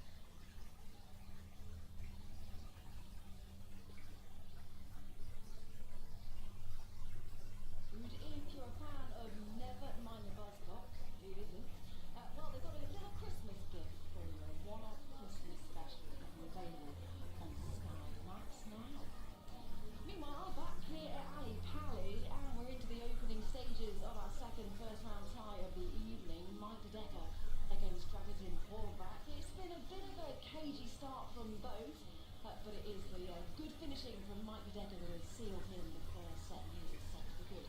At this early stage, just remind you as well, the winner plays world number 32 in Alice Rasner in round 2. And look, it is the ticket that everybody wants, including Peter Crouch. The good news is he is here to enjoy the action this evening. I'm sure you'll be looking for it. There he is. Give us a smile, Peter.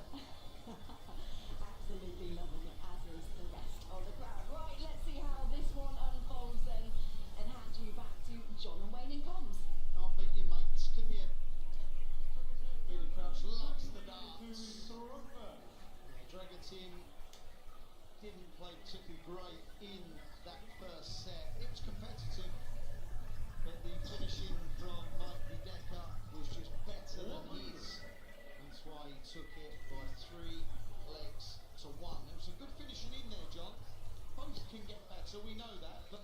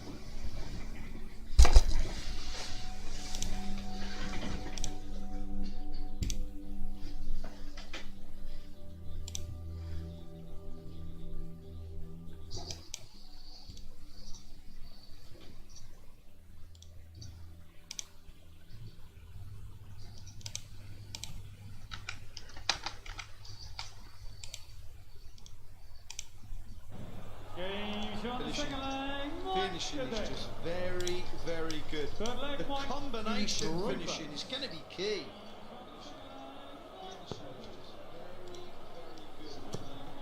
And in and amongst all that, Dragutin all that, he hit 57 right in the very same pinhole he hit before.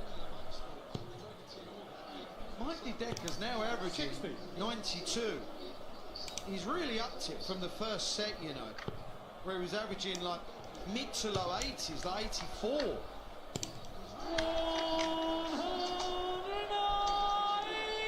180 in each of the last 3 legs. And he's in that really nice position of just having to hold throw a couple of times to put the match away. And playing well. Very difficult to break at the moment. Yes.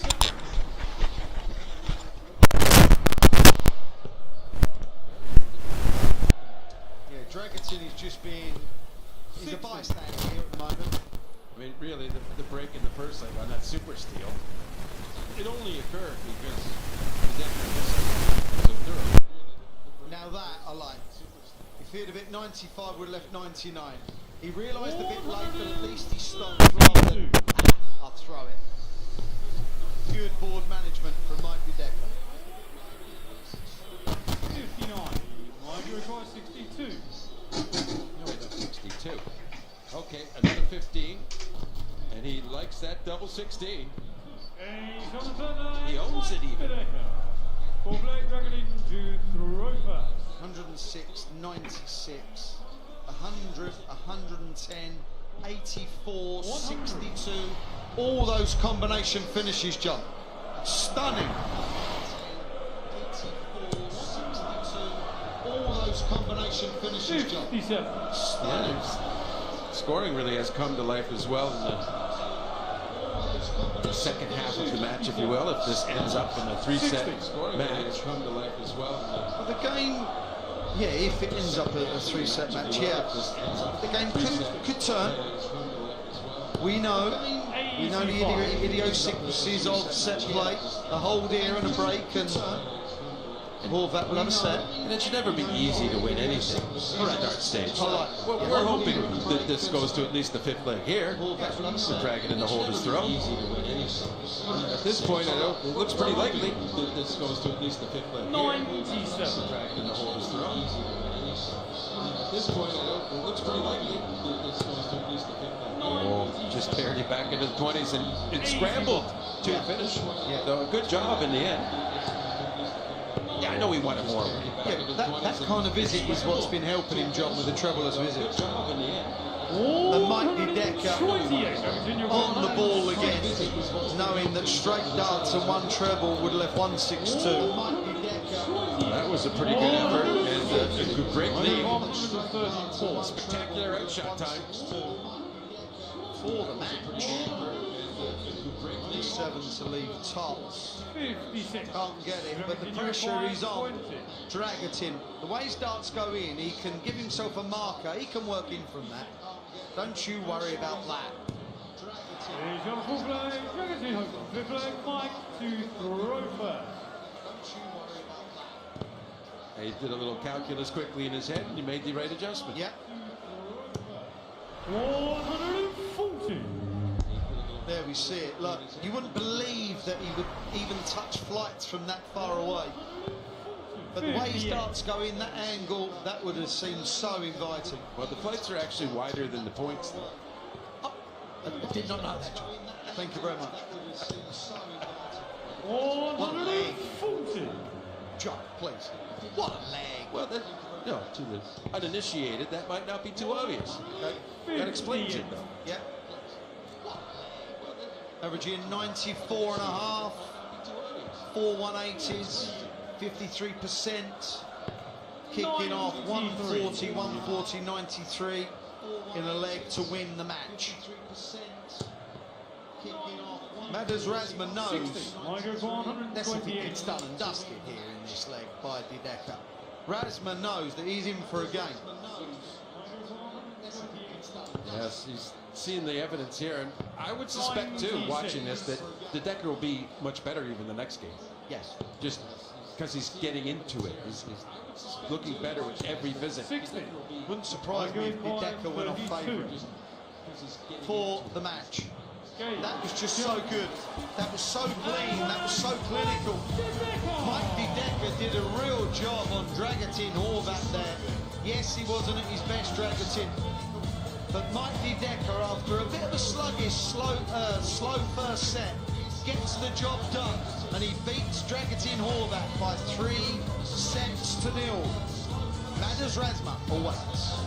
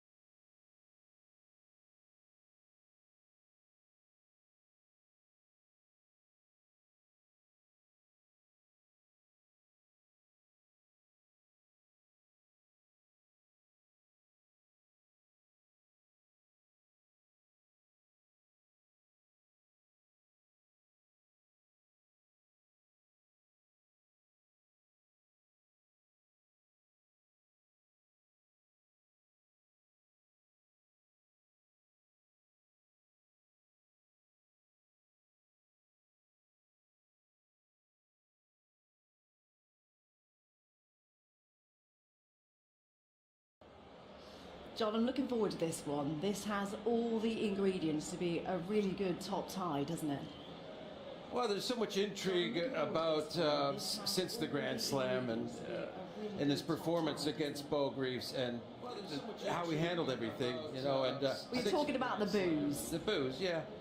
You know, and I think sometimes it is. You're up there alone, and you feel vulnerable in a lot of ways when you play darts. You have no one to turn to throw for you, and it does feel harsh when people boo you.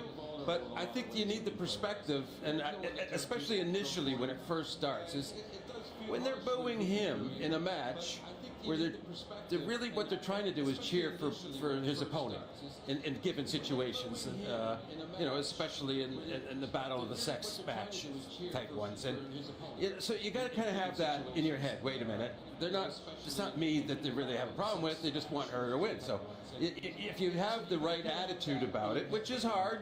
That's the thing. It's easier said than done, it is, isn't it? Because on the big stage in front of this huge crowd here, how hard is it to blank it out? Yeah, let's bring it back to Fallon, Sherrick, and her first time and her wins and all that. I mean, they were always, all the boos were about egging on Fallon and getting her to a win.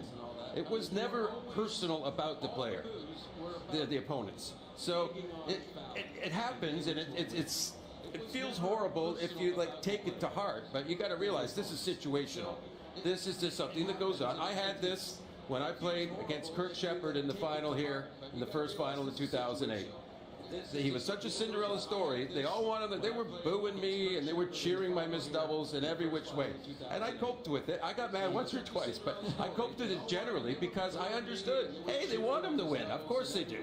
I would if I wasn't playing, right? So if you get the right idea in your mind, you can live with it, you can cope with it. Just how tough a test will Mikuru Suzuki be for Petretsko this evening? Of course, she's flying the flag for the ladies this evening, the last woman standing in the tournament. Yeah, well, I think she's a great player who's flying the flag for herself as a player. I think she's capable of going up there and having good timing. I don't know with him at his best, Petretsko at his best, that she could live with that necessarily, but you know, a couple of times world champ on the ladies' side, and certainly has always been able to throw under pressure, and that's what's needed here. The pressure, A, of your having a good opponent, the pressure, B, of having a big crowd behind you don't want to let down, because that's a different sort of pressure too, that it's hard, it'll be hard for her, really. Well, it is Petretsko versus Suzuki. Let's get to it then.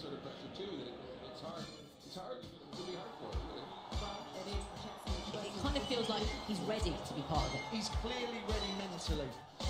He has the game. Savage dart. There it is, Ricardo Petretsko. Oh, magnificent.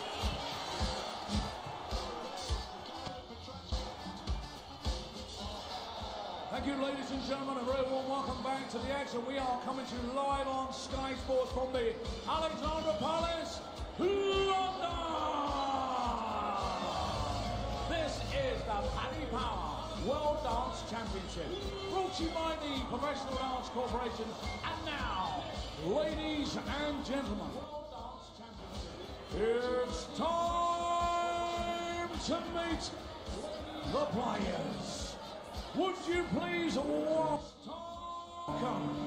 a four-time PDC Women's Series event winner, and ladies and gentlemen, she is a two-time Lakeside champion of the world,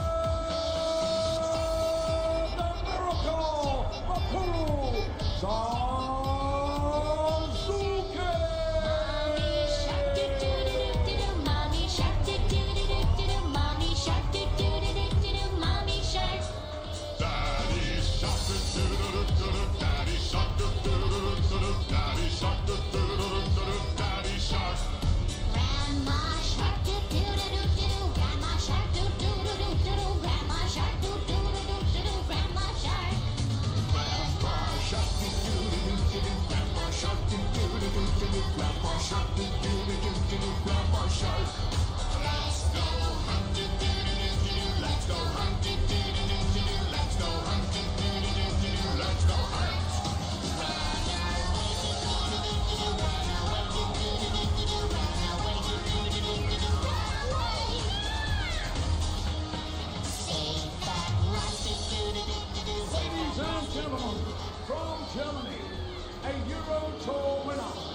World Championship debut year. Would you please welcome Pikachu Ricardo here at Fresco.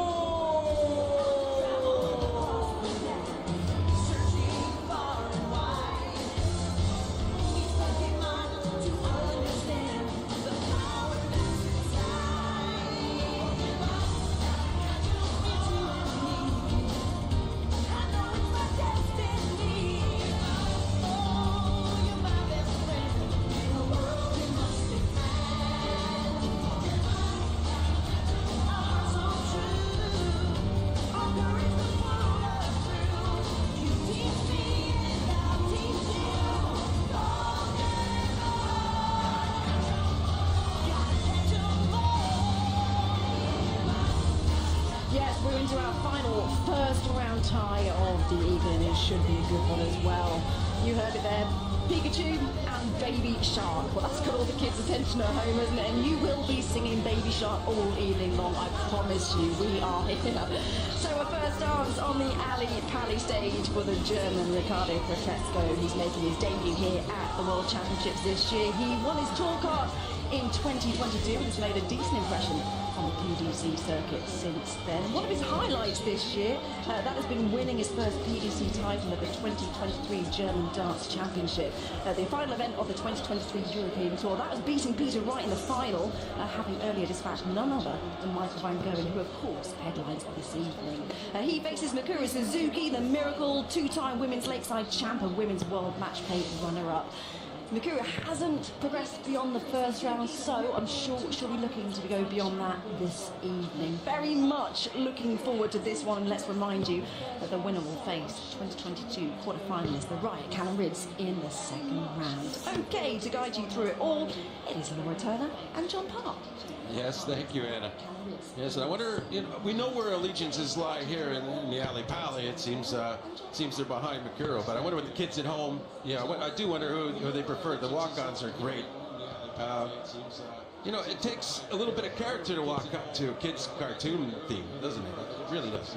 It's different, isn't it? I mean, I've heard Baby Shark on several occasions. Mikuru, obviously a two-time Lakeside champion back in 19 and 20, but you definitely knew who in the audience had the children, because you did see a few of them singing along, knowing all the actions, but a fun way to get it started. But now the serious work begins for both of these. It's all a bit of fun. But, I would have to say, interesting too, that the Pikachu is iconically Japanese, playing the Japanese icon of darts. Yeah, absolutely. And so, what's going to give here?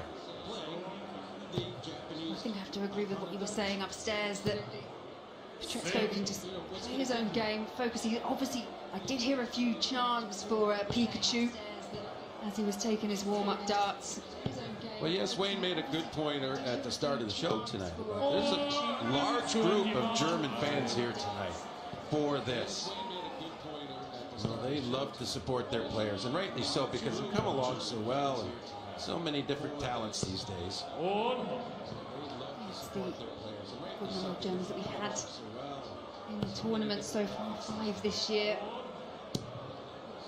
Probably setting record numbers on fans in attendance as well, I imagine, because every year is better and better for them.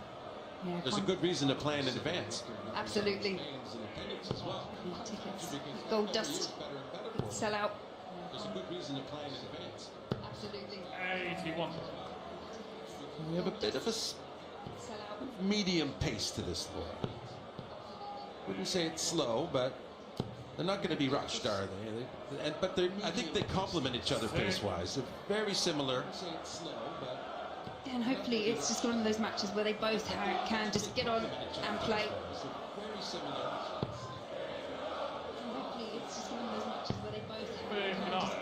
As you say, probably describe it as a tentative start from both. Well, nothing electric for sure, but we saw in the last match, Mike, the Decker kind of was a little flat at the start, but was finishing very well.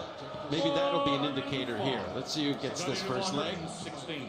And this is always a nice one if you can grab it, especially for a break of throw.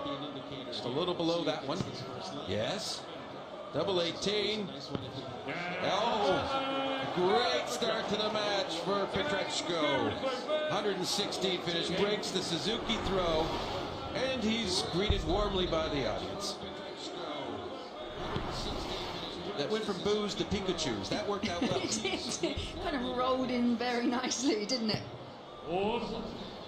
And I think for Pietreczko, if he can hear those Pikachu cheers, then hopefully we won't see what we saw in terms of reaction when he lost 5-1 to Bo Greaves. Well, certainly, you know, to have a share of the audience makes things a lot better. When you are unanimously the villain in the piece, then it's pretty clear. Have a share of the audience makes things a lot better. When you are unanimously the villain in the piece, then it's pretty clear. Arguably been best year for Pietreczko to come to this as ranked number 39. His tour card back in 2022, up 3 places just by qualifying for the World Championships. 83% of the money that goes to his ranking came in this year, which was just mostly courtesy to that win on the Euro Tour. 83%. Yeah, and what a win it was. Beating Peter Wright in the final and MVG along the way. That really solidified him as an internationally known quantity. I don't think a lot of darts fans around the world quite knew him before he did that. Now he's got a large fan base that he probably doesn't even know he has. Darts fans around the world quite knew him before he did that. Now he's got a large fan base that he probably doesn't even know he has. A wild last start there from Mikuru Suzuki, which is denied a finish. So Pietreczko here with the opportunity just to step in. Last start there from Mikuru Suzuki, which is denied a finish. So Pietreczko here with the opportunity just to step in. Not quite all the way there yet on the scoring side, but he did have a great finish there in leg 1, and Suzuki setting up well. 83. Might have jinxed it a little. Similar out here, Laura, for Ricardo. Yeah, absolutely. We saw the 116 in the opener, and that's a good start for the 114. Double 18. Which would have been the same double as he hit on the 116. Almost with that marker there, I'm surprised he missed it. Which would have been the same double as he hit on the 116. Almost with that marker there, I'm surprised he missed it. Disappointing visit and disappointing first start in particular for her there. Still would have needed the treble having missed a treble. Disappointing visit and disappointing. Doesn't return, and that was a break of throw. Early doors for Pietreczko. And the fans for Suzuki are going to rally now. You want to see her at least have some star moments, and she is a star. And they will come, but so far just been edged out.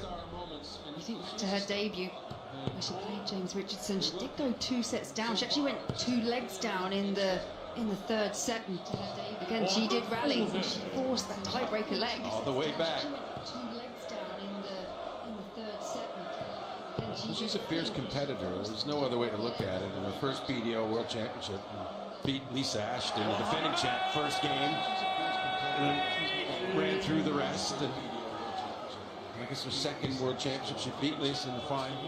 So at the time, really, really good stuff.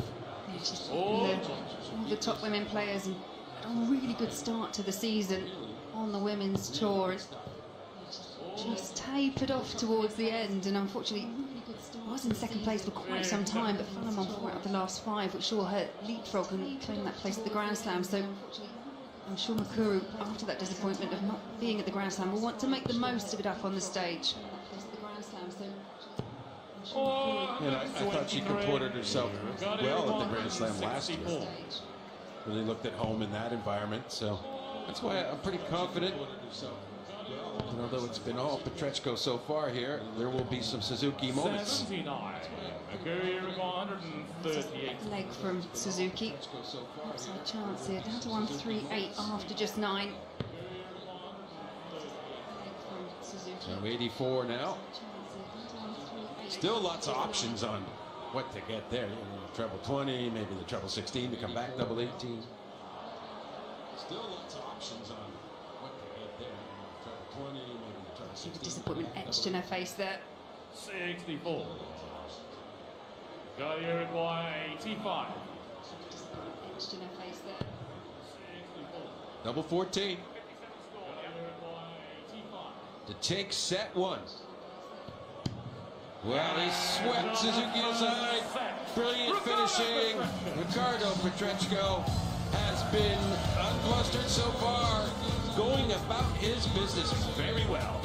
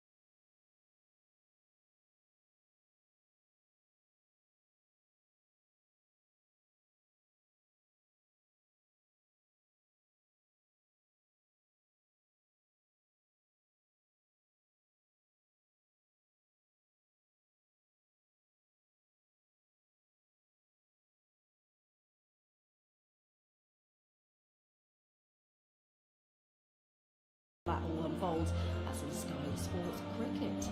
Meanwhile, back here at Ali Pali, we are into our penultimate match of the evening between Ricardo Pietreczko and Mikuru Suzuki. It has really been the standout finishing from Ricardo Pietreczko that has seen him take the early lead at this stage. He's leading by 1 set to the good. And remember, the winner faces the Riot Callum Ritz in round 2. Okay, let's see how this unfolds then, and hand you back to Laura and John. Yes, Anna. Well, let's see what happens here. We've had plenty of action from the Pikachu fans in the audience so far, where they've been able to have good voice.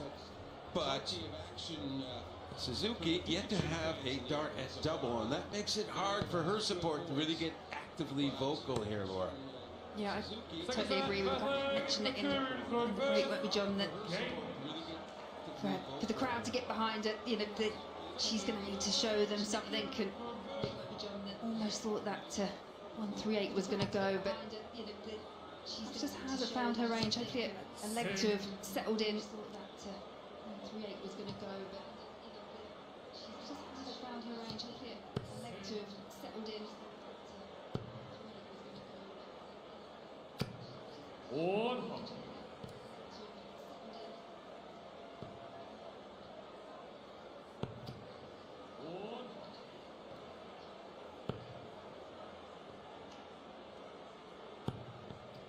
40. And it's just not going so far for the miracle, Mikuru Suzuki. It's just not going 95. so far for the miracle, Mikuru Suzuki. I think it's made a real difference here for 𝐋𝐈𝐕𝐄 that he has that body of support in the audience. It's not half the audience, but it's enough. They're vocal enough too. They're good darts fans. They're good for their guy.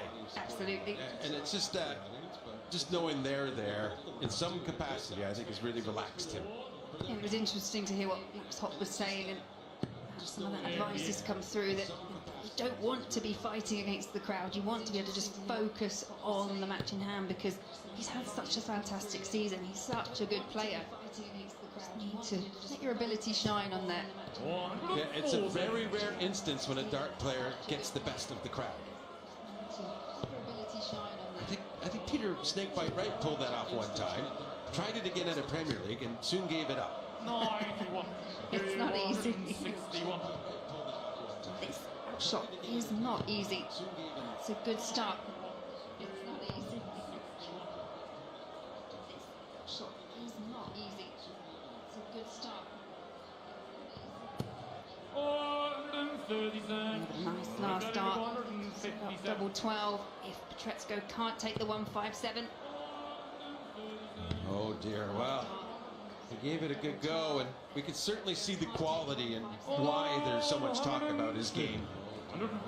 It is a real talent he has. And here we go, there's the support. And that'll only get louder with every successful leg or big score Mikuru gets. Yeah, as it gets closer and closer. As you say, the noise will increase in the alley pally. Yeah, as it gets closer and closer. You can see, I know it's early doors, but really good checkout percentages from both players. Been a key part of 𝐋𝐈𝐄's game throughout this season. Actually ranked 6th best in the PDC throughout 2023 in terms of his checkout percentage. 𝐋𝐈𝐄's game. Well, and what we get from that also is the basic issue for Suzuki in the first set was the scoring. I mean, just if you're not getting a dart at double, you're clearly being outscored. So needs to get that better. But now knows the double is there for her. She's got the eye for them tonight. Good adjustment after that initial 5 from Suzuki.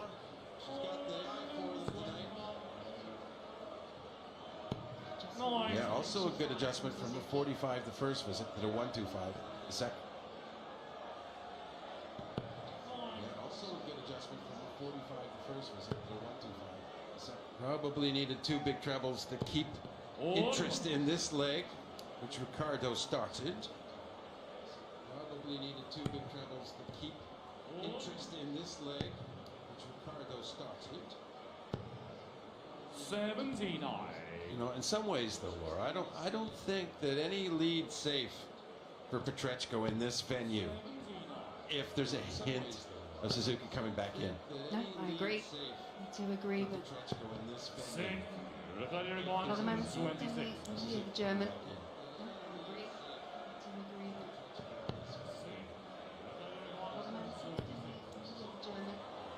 Double 6. 140. Really missed the outer ring. Double 6.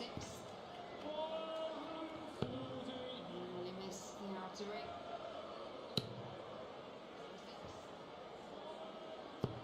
Sing. Guardian required 12. For this to level the set. And on the second Level the set, he does. So next, Mikuru to throw first. Great. Well, keep holding your throw. and you get back even in a set, in set scores. Another good adjustment. He's really working hard here. Not capitulating in any way. Just trying to get going better.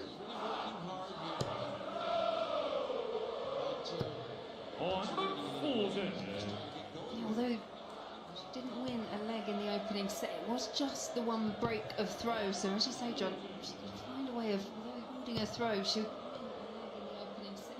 come out with this set of throws. 121.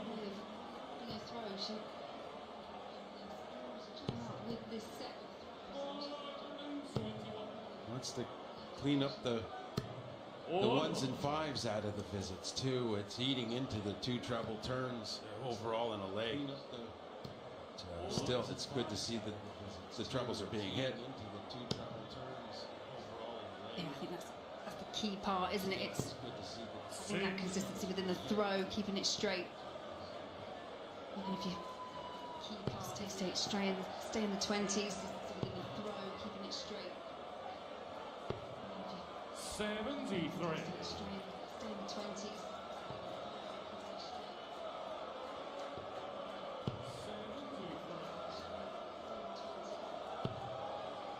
Well, needed two big trebles to stay having an advantage. And now, an already relaxed looking Petreczko has a chance at a break here. Or will. With any sort of decent score. Only 58 though, so some hope here. Some hope, yeah. But again, I still think to put any kind of pressure on this, needing to find a couple of trebles. Some hope, yeah. And there's that 5 that you were talking about earlier, John, just wandering off. Can prove costly, is proving costly.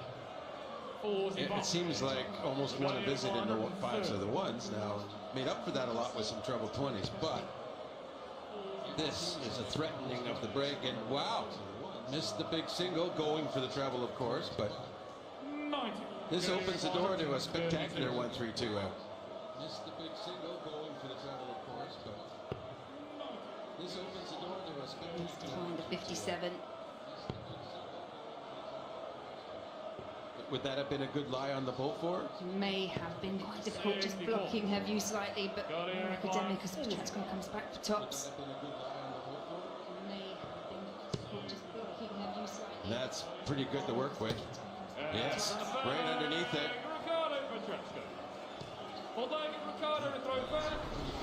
And Suzuki crew in here are trying to amp up the volume a little bit in the booing capacity. Those weren't Pikachus, those were just boos. He's got that good start now, hasn't he? He seems he's not wavering. Good start now, hasn't he? He seems he's not wavering.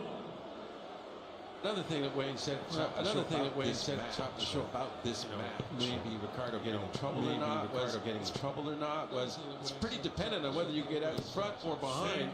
You know how, whether you're fragile or not with your psyche. And when you're winning, it's easy to kind of slough off anything, injuries, crowd, whatever. You're winning, you don't care. You don't care about anything.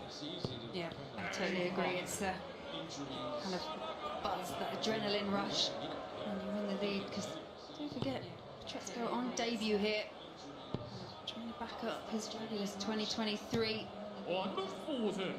Fragile or not with your psyche, and when you're winning, it's easy to kind of slough off anything. Injuries, possibly, in a lot of ways, facing an opponent here, which was always going to open up a lot of cans of worms in terms of what it Adrenaline rush. But if he survives this, playing like this, on debut here, well, back up be his a real Dragulus threat 2023. moving forward. This to face Callan Ridds. Callan himself, as we say, he's had a bit of an up and down season. Maybe possibly, in a lot of ways, facing an opponent here, which was always good. If this ends up 3-0 to Petreczko playing 93 average, I think there's a strong possibility he would end up favored against Callan. It's just the recency bias. Callan Ridds. One set winning dart come and gone for Petretsko. Doesn't keep way back, so more chances to come. Come and gone for Petretsko. 41. Guardia required 32. Well, he's been hitting and hitting. Maybe we'd like to see him miss another just so we see if Suzuki can do a big fish. Yeah, we get to see it, the baby shark attempt here. Baby shark needs the big fish. She could rename it the baby shark if she gets it. I was fine with that. Needs the big fish. Not to be, so Petretsko once again, more set winning opportunities. Guardia required 16. Not to be, so Petretsko once again, more set winning opportunities. So double 4. Double 2, a bit of a scramble now, and the fans almost getting on his back. But in the end, after quite a few misstarts at double, Ricardo Petretsko able to clean up well there. Moves ahead 2 sets to 0, has a little conversation, a little laugh. I'm not sure they're on the same wavelength, but at least it's good spirits.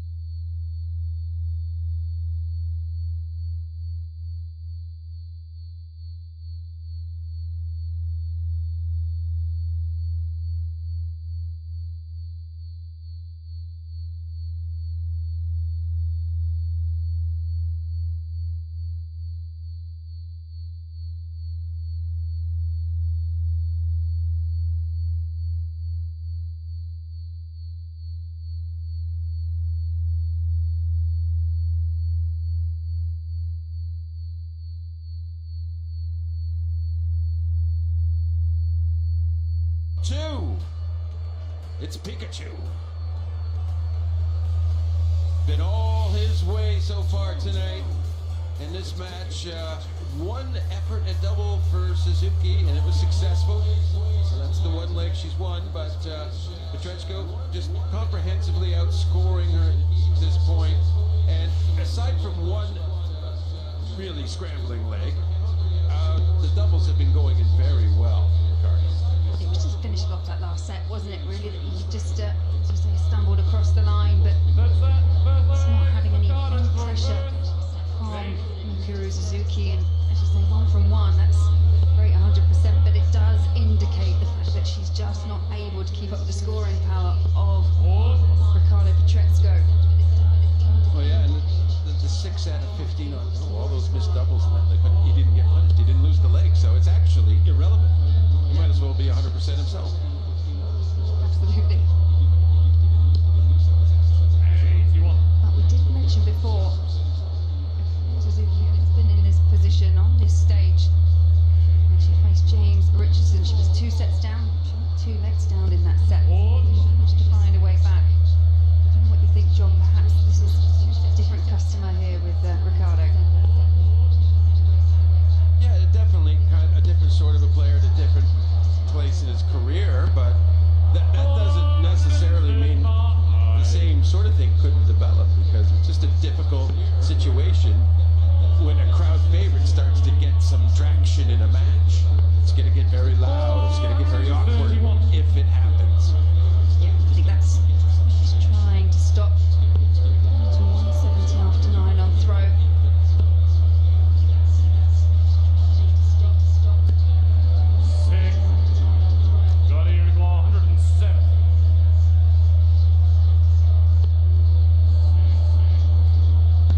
Well, we never know if he would go for it.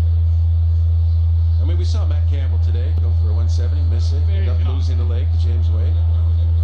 About 8 darts at double after missing the hole. And those should have went for the ball. Well, he got 9 darts. It didn't affect anything, really. I think Petrenko's the kind of player that probably would go for it.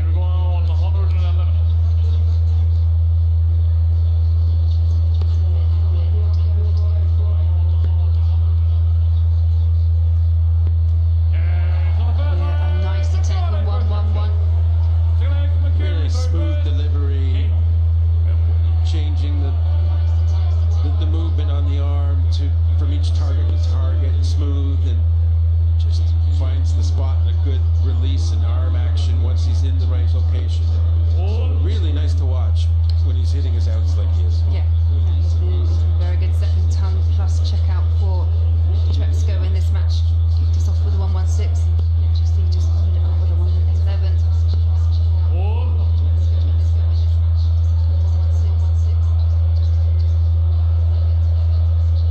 To beat Mikuru Suzuki in this year's World Championship campaign.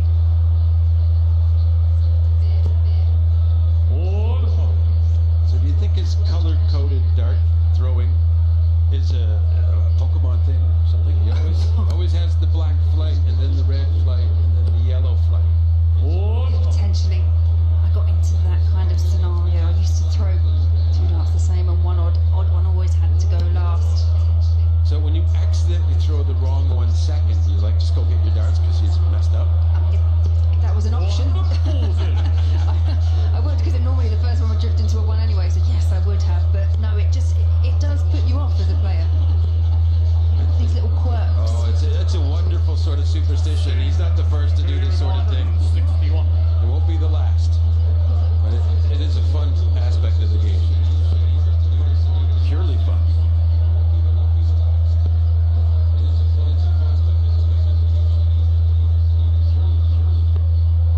I like that third dart. Gets down to a 2-dart finish. Yeah, very sensible. And it's just needs a little bit of time.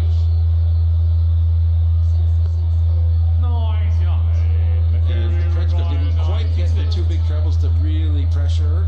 So, should be fairly relaxed. Double-double possibly? Not sure. Nope, stayed there. Should be leaving tops. So that's a little dangerous in my mind.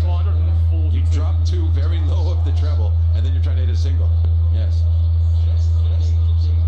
this is alive. If he'd had another, it would have left double 14, but that wasn't to be. 426. There is tangible pressure, Laura. Absolutely. Pulls it into the one, and you can see exactly what Mikuru Suzuki thinks of that. Just the second attempt for her at the double. Just a wasted dart out. And double 3. Trying to win this leg on this visit. Now, 𝐋𝐈𝐕𝐄 did miss a bunch of doubles at the end of the second set. Is it possible here? Don't know. She'll have to hope so. Very comprehensive.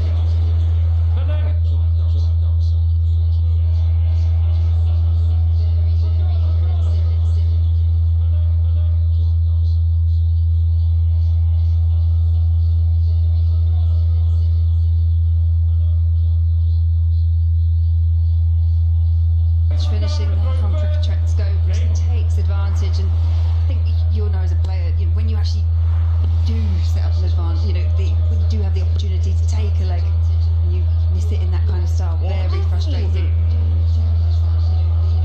Yeah, listen, there's a million ways to mess up, and over the course of a career, you find most of them